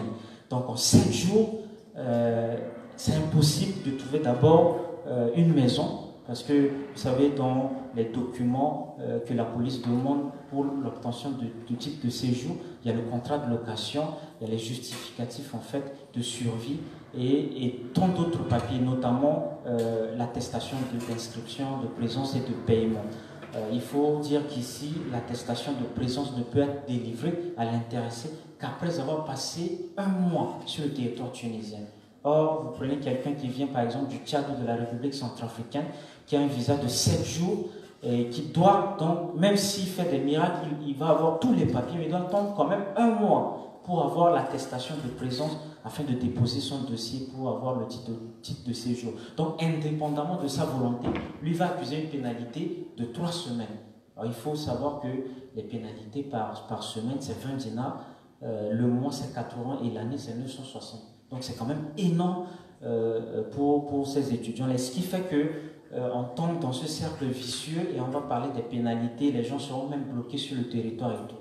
Ça, c'est un autre paramètre que je voulais juste signaler. Mais excusez-moi de vous interrompre. Est-ce qu'il est vrai que certains étudiants qui accumulent des pénalités, par exemple de près de 1000 dinars par an, 60 dinars par an, au bout de 3 ans, ça fait quasiment près de 3000, et ils sont pris à la gorge, du coup, vont en Libye pour passer en Europe, ou essayent de passer en Europe illégalement à partir de Kerkena ou du Gabon, peu importe. Est-ce qu'il y a un départ vers l'Europe qui est un peu forcé par la précarité juridique, alors que ce n'était pas du tout au départ le projet de ces étudiants, de passer en Europe?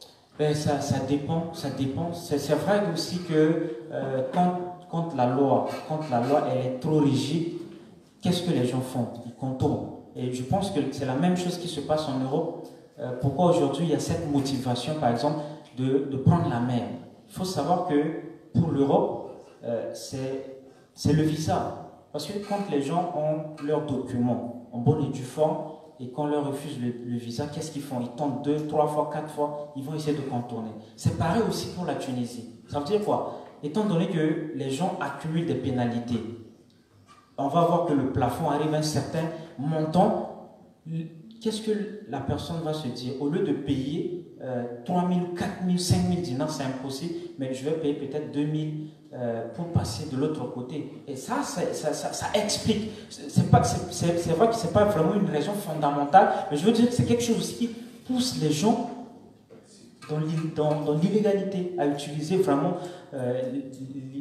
quelque chose qui n'est pas légal. Donc, d'une part, oui, ça pousse ces personnes-là à emprunter cette voie-là illégale. Maintenant, je continue. Il y a aussi un souci au niveau, par exemple, aujourd'hui, parce que vous savez que la majorité d'étudiants subsahariens se trouvent dans les universités privées. Vous savez, ceux qui se trouvent dans les universités publiques, ils n'ont pas... je ne vais pas dire qu'ils n'ont pas assez de problèmes. C'est vrai que la question de la carte de séjour touche tous les étudiants. Mais la majorité de ces étudiants-là se trouvent aujourd'hui dans les universités privées. Donc, qu'est-ce qui va se passer? Il va y avoir manque de couverture sociale. Vous allez voir que les étudiants qui sont dans les universités privées n'ont pas de couverture sociale. Et ça pose énormément de problèmes à notre niveau en tant qu'association. Je prends un exemple très simple. L'année dernière, il y a eu une étudiante de nationalité rwandaise qui s'est fait bousculer par son bailleur. Malheureusement, elle était enceinte et elle a perdu son bébé. Alors, qu'est-ce qu'il fallait faire? Il fallait qu'on puisse l'hospitaliser dans un endroit assez rapide. Et à l'hôpital, il n'y avait pas assez de place et tout, et il fallait entamer aussi des démarches, etc. Maintenant, on a opté pour la clinique. Vous savez, au niveau de la clinique, ils nous ont demandé 2000 dinars. Alors, nous, au niveau de l'association, ça nous a posé énormément de problèmes. Il fallait trouver de l'argent, etc., etc. Mais c'est pour vous dire qu'il y a quand même cette absence, en fait, de couverture sociale. Il va falloir qu'on puisse essayer de pallier. Autre chose également, concernant un peu des difficultés que nous rencontrons en Tunisie en tant qu'étudiants, c'est beaucoup plus le climat social. En fait, le Tunisien, il n'est pas vraiment habitué à côtoyer son frère subsaharien. Depuis quelques années ici, tout simplement, donc dans les rues, etc., sont des choses qui existent. Et je pense qu'aujourd'hui, ce qu'on peut aujourd'hui faire, c'est beaucoup plus la sensibilisation. Et également, au niveau législatif, il faut que l'État change carrément de loi. Parce que si Boubakri même a proposé des lois qu'il faut mettre à jour, ces lois-là, pour permettre vraiment une vraie intégration pour les étudiants qui vivent ici. Vous savez que l'État tunisien, dans son objectif, d'ici 2020, c'est d'avoir au moins 20 000 étudiants. Et moi, je pense que si on essaie de voir un peu la logique de ce qui se passe, c'est vraiment un rêve. C'est un rêve. Et si on continue dans cette démarche-là, à ne pas améliorer la loi, à ne pas essayer de sensibiliser les gens, à ne pas essayer de mettre en place un vrai mécanisme qui puisse accueillir ces étudiants-là, qui seront, eux, les ambassadeurs de la Tunisie, demain dans leur propre pays, ça sera très compliqué pour la Tunisie. Donc vraiment, je demande ici humblement à toutes les autorités tunisiennes et également avec la société civile. C'est vrai que nous, on a essayé de batailler. Aujourd'hui, on va vous dire que le montant plafonné des pénalités est à 3 000 dinars, mais c'est toujours énorme. C'est quelque chose qu'il faut essayer de revoir et tout. Quand j'essaie un peu de doser le temps, c'est pas qu'on n'aime pas la Tunisie. Au contraire, on aime beaucoup la Tunisie. C'est pour ça qu'il faut que la situation change pour qu'il y ait une vraie coopération, non seulement aujourd'hui en termes d'enseignement supérieur, formation professionnelle, mais également en termes d'affaires. Parce qu'un étudiant qui vit en Tunisie, il n'est pas par exemple comme MacArthur, où la famille est modeste. Non, il y a des étudiants dont les familles sont des hauts placés au pays. Donc, quand eux, ils donnent une information qui ternit un peu l'image de la Tunisie, automatiquement, ça joue sur la relation. Donc, il est important que nos autorités tunisiennes puissent améliorer la situation des étudiants. Je préfère m'arrêter à ce niveau. Merci. Voilà, merci beaucoup, MacArthur. Merci beaucoup. Un témoignage très humain, très concret, très vivant. Maintenant, nous allons faire appel à une autre... oui, alors... de toute façon, il y aura un jeu de questions-réponses qui va suivre, mais on va peut-être demander à Sada Bouzbi, qui est la directrice de Tunisie Terre d'Asile, de nous faire part un petit peu de son expérience, et en particulier de nous présenter évidemment les objectifs et les missions de l'organisation qu'elle dirige ici, mais attaquer assez rapidement l'angle de l'asile, parce que la Tunisie n'a toujours pas adopté une loi sur l'asile, ce qui pose problème aussi par rapport à... Enfin, ce qui souligne la difficulté qu'elle a à se penser comme pays de destination. Mais ça, je vais donc maintenant donner la parole à Sana qui va nous parler de tout ça. Merci beaucoup, merci Frédéric, Betty, merci Sersan, merci Mohamed. Donc nous sommes, décidément je ne quitte pas l'auditorium aujourd'hui. Nous avions une session un petit peu plus tôt, en fait, un petit panel aussi qui parlait des routes migratoires. Et puis je trouve aussi qu'il y a pas mal de choses que nous nous sommes dit durant ce panel qui font écho un petit peu aussi à ce qui a été dit tout à l'heure et ce qui a été dit également par MacArthur. Donc, merci pour cette invitation. Par où commencer? Alors, il y a beaucoup de choses à dire, mais je vais rappeler, oui, effectivement, le but de Terre d'Asile Tunisie, le travail de Terre d'Asile Tunisie. Terre d'Asile Tunisie, c'est la section tunisienne de France Terre d'Asile. Alors, nous sommes établis en Tunisie depuis 2012. C'est suite à la crise migratoire, à la vague migratoire qui a eu lieu suite à la crise libyenne. Voilà. Replacer les mots. Donc aujourd'hui, on a fait du chemin depuis 2012, alors qu'au départ c'était la mise à l'agenda de la question migratoire, c'est toujours la mise à... C'est parce que c'est moi qui le tiens mal. Donc la mise à l'agenda de la question migratoire, de la thématique migratoire en Tunisie, c'est toujours d'actualité. On en parle de plus en plus, on parle de plusieurs types de migration. Une stratégie nationale de la migration qui est en train de se former, qui a été révisé, qui a été revu, une consultation nationale avec la société civile également qui a eu lieu. Donc c'était important pour le gouvernement de pouvoir travailler en collaboration avec la société civile aussi. Donc c'est quelque chose qui peut-être en 2012 n'était pas aussi évident que cela à faire. Non seulement parce que la première préoccupation n'était pas tout de suite de s'attaquer au cadre légal au niveau de la migration, mais c'était de protéger les personnes qui s'étaient rendues en Tunisie, et que la Tunisie, au lendemain de la Révolution, avait également des préoccupations autres, on va dire. Depuis 2014, Terre d'Asile Tunisie a développé une permanence d'accueil. Alors c'est une plateforme physique, c'est une permanence qui est animée par 3 personnes, une coordinatrice de la permanence, une personne qui s'occupe de l'accompagnement juridique des migrants et une personne qui s'occupe de l'accompagnement social des migrants.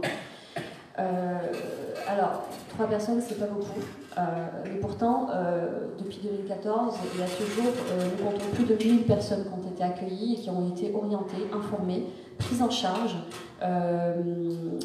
accompagnées dans leur démarche administrative, dans leur démarche au droit de séjour, et également à obtenir une protection, que ce soit au niveau d'un hébergement, une protection sociale, ou bien alors une protection juridique nationale ou internationale. Alors, ça fait beaucoup de choses, ça fait beaucoup de profils, ça fait beaucoup d'histoires aussi. Et puis, je crois que c'est également ce que nous nous sommes dit, de parler un petit peu de ces histoires. Qui sont ces personnes? C'est monsieur et madame tout le monde. C'est monsieur et madame tout le monde qui, un jour ou l'autre, décident de quitter leur pays pour diverses raisons. Ce sont des raisons très très variées. Alors, autant on parlait pas mal de motifs économiques.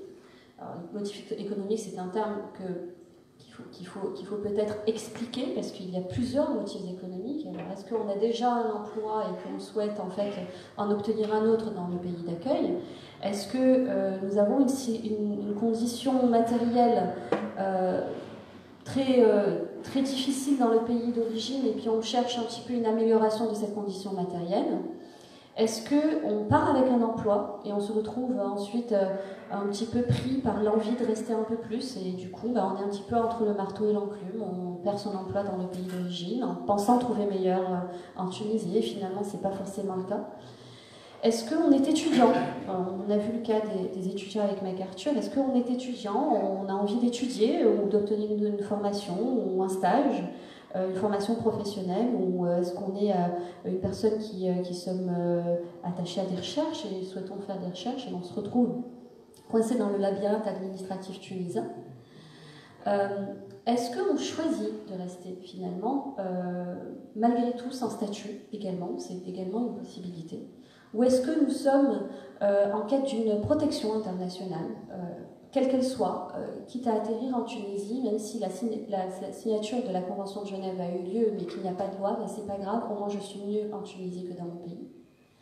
Ou est-ce que l'on est une victime de réseaux malfaisants, d'exploitation, ou victime de la traite? Alors tout ça, ce sont des motifs mixtes de migration, et souvent ce sont les mêmes routes qui sont empruntées pour arriver jusqu'en Tunisie. Et là, on parle de migration mixte. Au niveau des demandeurs d'asile, nous en avons eu quelques-uns. Nous ne sommes pas le guichet vers lequel les demandeurs d'asile se tournent en particulier, puisque c'est le Haut-Commissariat des Nations Unies pour les réfugiés qui a mandat de la détermination du statut de réfugié ou l'octroi d'une protection internationale, puisque la Convention de Genève également mentionne le fait qu'être demandeur d'asile, c'est également un statut. Alors, c'est déjà obtenir une protection, être sous protection HCR. Être reconnu réfugié, c'est également une protection. La différence entre les deux, c'est que lorsqu'on est réfugié, ben ça y est, on a obtenu le sésame, celui qui nous permet de se réclamer une protection internationale. Lorsque l'on est demandeur d'asile, on se retrouve à être juste demandeur. Alors on n'a pas les mêmes droits, en principe.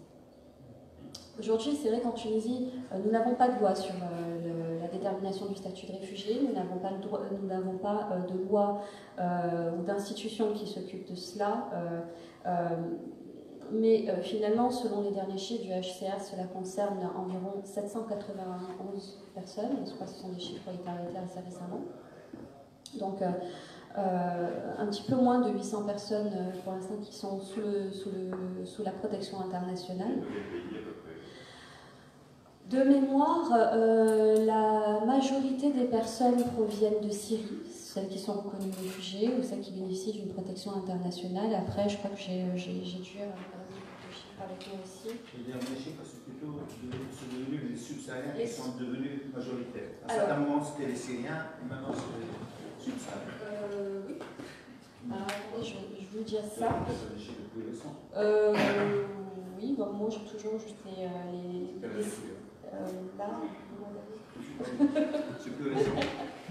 Faut oublier ce que j'ai dit.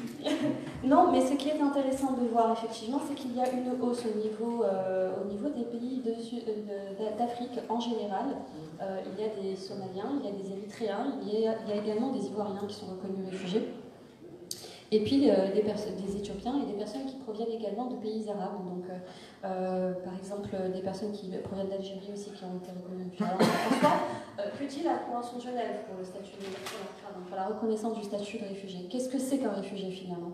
C'est une personne qui se trouve hors du pays de laquelle il ou elle a la nationalité ou où elle réside et qui craint avec raison d'être persécutée pour 5 motifs particuliers.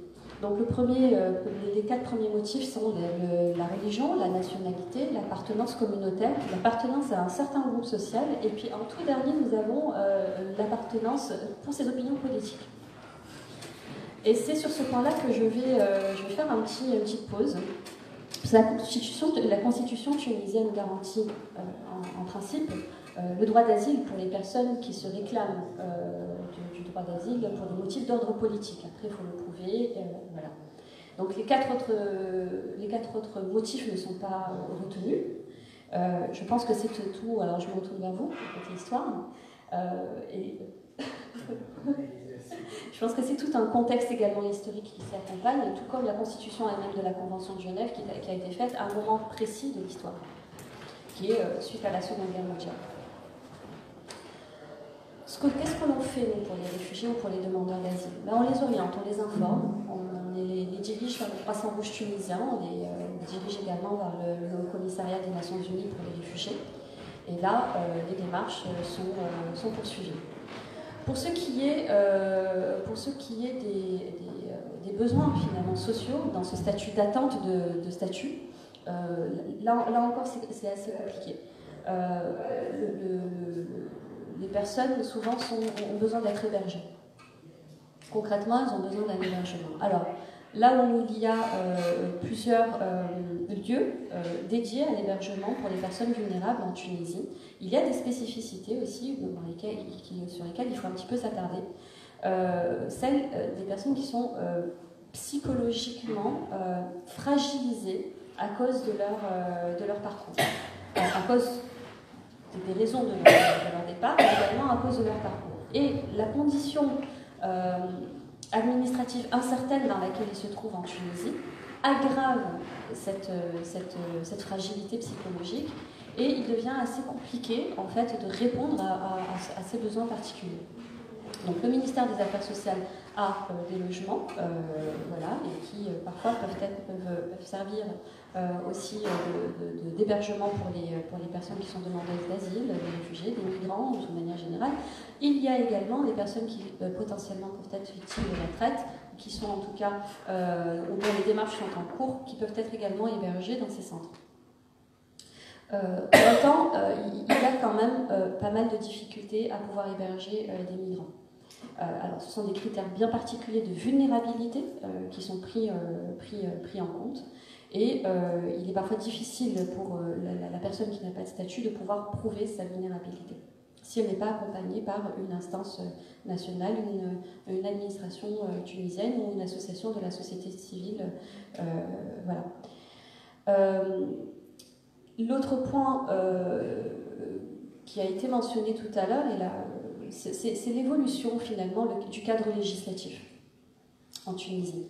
Alors, je ne vais pas aller sur tous les profils des migrants que nous recevons à Terre d'Asile Tunisie, mais un point particulier sur des lois qui sont peut-être un petit peu vieillottes, qui ne correspondent plus réellement à la réalité migratoire de la Tunisie, notamment la loi de 1968 sur l'entrée et le séjour des étrangers en Tunisie, qui date de 1968.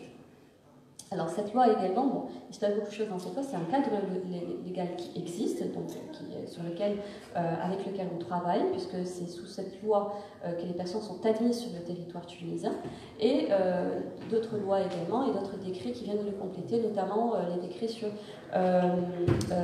l'obtention, sur la chancellerie et l'obtention des documents de voyage, et la loi sur les finances qui régit les pénalités de dépassement de séjour. Ces pénalités ont été révisées en septembre 2017 et elles font l'objet d'un décret qui effectivement plafonne ces pénalités, alors qu'avant septembre 2017, ces pénalités n'étaient pas plafonnées. Alors on peut voir ça, on peut voir le verre à moitié vide ou bien le verre à moitié plein. Alors on peut dire qu'effectivement c'est une bonne avancée, parce que pour une personne qui peut être en Tunisie depuis plus d'une dizaine d'années, qui est soumise à des pénalités, payer 3000 dinars au lieu de payer des milliers d'autres dinars, il y a quand même une différence.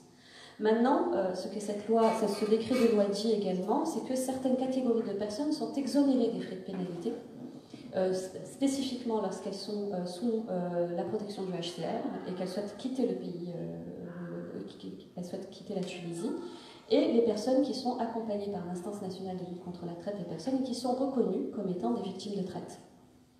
Voilà. Je dois certainement mettre certains points, mais grosso modo, voilà, je voulais mettre en avant certaines avancées, certaines lacunes aussi, notamment liées, l'une qui nous tient un petit peu tous à cœur également, c'est celle du statut des personnes qui sont retenues en centre de rétention. Pareil, c'est la loi de 1968 qui décrit cela. Donc il y a peut-être aussi intérêt peut-être à s'attarder, à relire un petit peu ces lignes-là et ouvrir une discussion sur cela. Et puis, je parlais des victimes de la traite, et bien entendu, la loi organique de la prévention et de lutte contre la traite des personnes qui a été adoptée en 2016. Voilà, c'est tout un cadre juridique avec lequel on travaille, sur lequel on travaille également. On ne travaille pas seul, on travaille avec plusieurs organisations. Également pour la prise en charge des migrants sur le sol tunisien, pas uniquement des réfugiés, pas uniquement des demandeurs d'asile. On travaille aussi de concert avec plusieurs autres organisations de la société civile, des institutions tunisiennes également qui s'impliquent réellement pour essayer d'améliorer le quotidien des personnes les plus vulnérables qui tombent sous le joug d'une précarité assez profonde. Et puis à côté de cela, on fait également des efforts un petit peu partout. Je pense à plusieurs administrations tunisiennes qui travaillent avec nous, mais qui travaillent aussi avec les autres organisations de la société civile et des organisations internationales à essayer de lutter contre l'isolement des personnes qui sont vulnérables, en créant nous on fait des ateliers de loisirs. Alors ce sont des grandes sorties. C'est également un suivi psychologique qui est assuré par plusieurs de nos partenaires ainsi que par notre équipe. Voilà à peu près le tour de la question. Je reste ouverte aux questions qui pourraient... Vous restez là, de toute manière, on va passer maintenant au jeu de questions-réponses. Je sais qu'on avait une question ici, et j'ai un micro qui... Ça fonctionne, non? Ils seront adressés. Mais monsieur, vous avez... Voilà. Je suis sûr que vous avez une voix qui porte. Si vous avez une voix qui porte... D'accord, c'est bien, je vais essayer. D'abord, je vais commencer par la question de la migration non réglementaire. Donc, on doit la mettre dans son contexte international. Ce n'est pas uniquement spécifique à la Tunisie. Là où il y a des frontières rigides, il va y avoir certainement de la migration non réglementaire. On peut voir ce qui se passe entre l'Amérique et le Mexique et tous les pays du Sud. Donc il y a toujours ce problème-là. Donc, ça, c'est la première remarque. La deuxième remarque concernant le changement de profil de la migration tunisienne. Au début, les Tunisiens migrent donc pour le travail. C'est une migration provisoire. Avec le temps, donc, il y a eu la migration familiale. Le monsieur part au début, puis c'est la famille qui va le rejoindre dans le pays d'accueil. Et bien sûr, dans un troisième stade, on va voir des Tunisiens binationaux. Donc il y a un changement très important. Et donc, il y a l'installation définitive dans le pays d'accueil. Et donc ça, c'est un changement très important. Moi, je le constate, par exemple, au Canada, presque tous les Tunisiens qui sont partis, ils ne sont pas rentrés, ils ne vont pas rentrer. Et leurs enfants ne rentrent pas en Tunisie. Donc c'est un changement très important qu'on doit examiner plus en profondeur. Donc ça, c'est un élément très important. Ils sont devenus binationaux. Binationaux, donc les parents rentrent, et même les parents à la retraite, ils ne rentrent pas en Tunisie définitivement. Ils vont faire l'aller et retour entre la Tunisie, ça c'est pour les retraités, mais pour leurs enfants, on ne sait pas s'ils vont rentrer, ils vont faire ce mouvement ou non. Donc ça, c'est un élément très important. Moi, j'ai fait une étude sur les retraités tunisiens qui vivent à l'étranger. J'ai constaté que tous, ils viennent en Tunisie, passent un peu de temps en Tunisie, puis ils reviennent dans le pays d'accueil. Et donc, ils vont continuer. Ils m'ont dit tous presque qu'ils vont continuer ce mouvement-là. Et donc ça, c'est bien à analyser ce phénomène-là de la migration tunisienne. Je reviens aux autres phénomènes maintenant de la migration subsaharienne. Et on a eu la chance de faire un travail sur l'emploi informel des migrants, surtout subsahariens, sur le sol tunisien, avec le BIT, avec l'ONM. Personnellement, j'étais surpris par les conditions de vie et les conditions de travail des subsahariens qui se trouvent obligés de travailler dans le secteur informel sans aucune protection. Et surtout, et ça c'est très important aussi, peut-être le rôle des associations de la société civile de faire plus de travail sur cette question-là, c'est l'exploitation dans le milieu du travail que rencontrent ces gens-là. Et peut-être la terre d'asile connaît bien ces situations-là.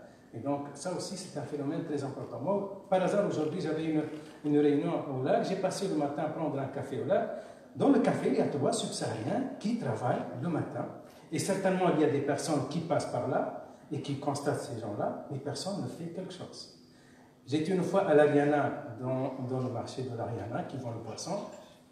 J'ai constaté qu'il y a un inspecteur du travail dans la poissonnerie, 3 dames qui travaillent, subsahariennes, qui travaillent dans la poissonnerie. Et j'en suis sûr qu'elles ne sont sans aucune protection. Et le monsieur passe, tout le monde passe, et cette population subit certainement une discrimination, toutes les formes de discrimination, d'exploitation du travail. Et je pense qu'on a beaucoup de travail à faire à ce niveau-là, parce qu'il faut dire la réalité.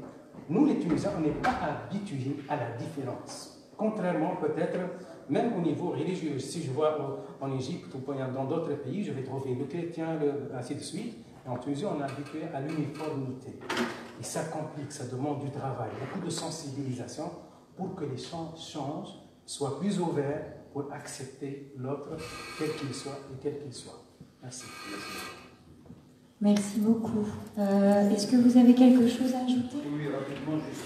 Je crois que tu en as parlé déjà. Un feedback, non, c'est juste pour dire, pour la loi sur l'asile, bon, sur le côté, au moins du côté informel, il y a eu un draft, 2 drafts même d'une loi sur l'asile, et à un certain moment, enfin on l'a toujours dit, à un certain moment, en 2011 ou 2012, c'était même considéré comme une priorité pour rapidement adopter une loi sur l'asile, mais ça a traîné, et puis j'ai l'impression que le contexte général et, je veux dire, peut-être la crainte que la Tunisie soit soumise à une sorte de pression si jamais elle adopte cette loi, je veux dire, fait que les autorités tunisiennes semblent être plus réticentes par rapport à ça. Soyez plus explicite sur cette question. On ne comprend pas pourquoi ça bloque. Expliquez-nous pourquoi ça bloque. Qu'est-ce que la Tunisie craint par rapport notamment aux pressions européennes? Soyez plus explicite. Oui, dans le sens où, je veux dire, c'est la question en relation avec l'externalisation. Dans le sens où, je veux dire, à partir du moment où tu deviens un pays transit, on peut te demander à accueillir un maximum de réfugiés ou de demandeurs d'asile. Donc, je crois, je veux dire, si je me place du côté de la Tunisie, moi, je crois qu'il faudrait. Et en plus, je ne crois pas qu'il y ait une possibilité, enfin, peut-être les juristes, ou Mohamed, si tu le sais, on ne peut pas, je veux dire, mettre en place une règle pour dire qu'on ne peut pas accepter plus qu'un certain nombre, parce qu'à partir du moment où il y a une loi sur l'asile, tu ne peux pas refuser, je veux dire, le traitement des dossiers de demande d'asile. Et puis, de toute façon, mais nous sommes aussi en porte-à-faux dans le sens, je veux dire, nous accueillons des réfugiés, mais nous faisons, nous gérons nos réfugiés par des instances étrangères, alors que normalement, je veux dire, un pays doit avoir ses instances particulières, et c'est pour ça qu'une loi sur l'asile devrait tôt ou tard finir par être adoptée peut-être en prenant les précautions nécessaires par rapport à ça. Bon, c'est pratiquement la même chose. Hein. En tout cas, ceux qui travaillent sur la question de l'asile ont l'intime conviction que, en fait, du côté des autorités tunisiennes, on essaie de ralentir le maximum possible le processus qui a été lancé pour la préparation d'une loi sur l'asile. Et effectivement, c'est pour ces raisons-là. Donc, à partir du moment où on a une loi sur l'asile, donc on craint qu'il y a une invasion des réfugiés qui vont évidemment s'installer ici. Donc, on essaie vraiment de reporter le maximum possible la question de la loi sur l'asile. Je ne sais pas, est-ce que je peux juste rebondir sur la remarque de Siani ou bien vous voulez continuer sur la question de l'asile? Sur la question de l'asile en elle-même, bon, je pense que cette longue attente fait naître pas mal de, permettez-moi le mot, fantasme et sur les motifs pour lesquels cette loi n'a pas été adoptée. Je pense que pour ma part, j'attends vraiment plutôt le gouvernement d'expliquer sur la question au lieu de rentrer dans des explications un petit peu farfelues ou peut-être pas finalement. Et voilà. Voilà, ce qui est que vraiment aujourd'hui on a environ 961, ce que j'ai dit tout à l'heure, de personnes qui sont sous le coup de la protection internationale. C'est vrai que ça relèverait une énorme réflexion sur le cadre juridique entier au niveau de l'entrée et le séjour des étrangers en Tunisie, parce que finalement donner le droit d'asile à une personne, c'est pas, permettre à une personne d'être reconnue réfugiée plutôt, c'est une chose, mais qu'est-ce qu'on en fait après? Alors il y a aussi peut-être aussi des droits qui s'accompagnent derrière, des droits sociaux, des droits aussi au séjour. Peut-être également, il y avait une organisation internationale qui parlait de participation politique dans le pays d'accueil, dans le pays d'accueil des personnes. Alors, le terme de participation politique, on peut imaginer beaucoup de choses. Ça peut être les élections locales, ça peut être la participation à la société civile. Aujourd'hui, on a des lois sur la société, qui régissent le droit d'association. Voilà, les personnes, dès lors qu'elles ont un statut en Tunisie, peuvent se régir en association. Voilà, donc voilà, c'est tout un tas de choses, à mon avis, qui doivent être pensées. Et voilà, mais je préfère pas me positionner sur les motifs pour lesquels le gouvernement, pour l'instant, n'a pas Oui, c'est juste par rapport à la remarque de Siani et les départs des personnes qualifiées, etc., des cadres. Moi, quand je considère le cas des départs vers l'Arabie Saoudite, il est vrai qu'évidemment, s'il y a des départs, c'est parce qu'il y a une offre, ça c'est clair. Mais ceci dit, depuis des décennies, surtout les enseignants universitaires n'étaient pas vraiment très chauds à partir pour l'Arabie Saoudite. Et ils n'étaient pas autorisés aussi. Oui, pas autorisés. Non, mais il y a les enseignants du secondaire et du primaire qui sont là. Mais à partir de 2013 essentiellement, 2013, à partir de 2013, là on voit que les enseignants universitaires avec un profil très varié et très diversifié acceptent maintenant d'aller enseigner avec les conditions qui sont vraiment très difficiles. C'est pas les Émirats Arabes Unis, ce n'est pas le Bahreïn. Non, mais il y avait toujours l'offre, mais là, vu les conditions, justement, vu les conditions, maintenant, on accepte d'aller enseigner en Arabie Saoudite. Ça c'est vraiment, c'est un fait, je pense que c'est vraiment un fait nouveau. C'est pas... Voilà, peut-être. Voilà. Il y a des choses très importantes qui ont été dites. suis désolé de reprendre comme ça sur la clôture, mais il y a des choses très importantes qui ont été évoquées et je ne vais pas m'attarder là-dessus. En résumé, je pense qu'on est tous ici partenaires ou bien collègues, etc. Et on a partagé pas mal de points, pas mal de discussions, etc. Concernant d'abord le séjour des subsahariens en Tunisie, plus particulièrement les étudiants, cette catégorie qui est, à mon avis, victime de pas mal de choses. Victime du fait que, effectivement, ce qui est un peu paradoxal, c'est qu'on dispose de deux types d'offres pour les étudiants étrangers subsahariens en Tunisie. Nous avons un circuit subsaharien et la Tunisie. Et là, ce sont généralement des étudiants qui viennent dans un cadre bien déterminé et qui ont une série de droits, qui n'ont pas de difficulté d'accès, etc. Et donc, finalement, ceux qui sont lésés dans cela, ce sont les étudiants qui viennent par des filières d'universités privées. Et c'est un décalage inexplicable. Personnellement, il y a deux aberrations, je le dis et je le répète, il y a deux aberrations monstrueuses dans ce qui existe aujourd'hui. Premièrement, je pense qu'on est, contrairement à d'autres pays qui donnent de l'argent pour que des étrangers partent, nous, on leur dit, avant de partir, payez. C'est une aberration, bien que, ici, je reviens par rapport à votre remarque, parce que beaucoup ne sont pas très bien informés sur cette question d'amende qui a été plafonnée. C'est une amélioration, mais ça reste toujours une aberration. Parce que ce n'est pas à cause qu'il y ait l'existence de cette amende qu'effectivement ça peut expliquer que quelqu'un soit candidat à une immigration irrégulière. Parce que ce que pas mal de gens ne connaissent pas, c'est que si jamais cette personne a la volonté de repartir chez elle et qu'elle se présente à ses autorités diplomatiques et consulaires et avec une relation directement avec le ministère des Affaires étrangères, elle peut avoir une exemption de cette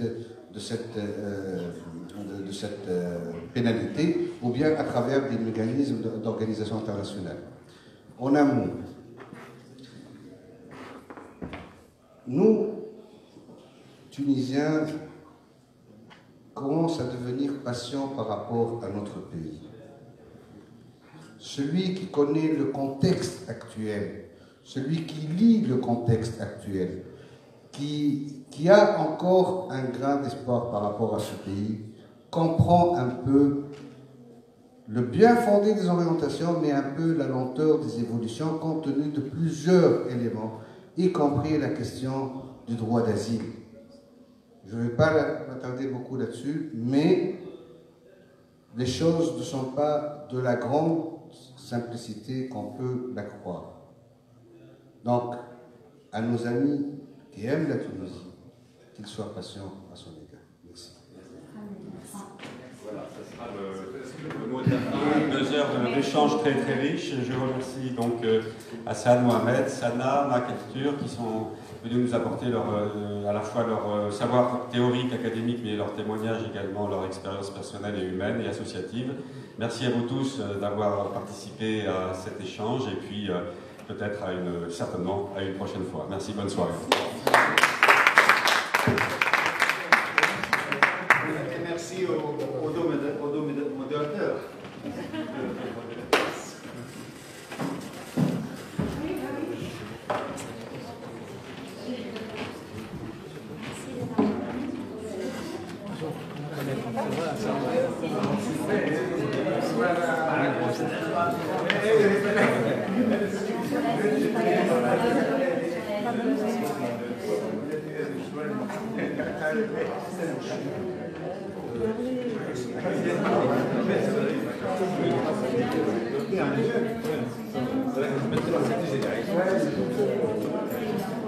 Extender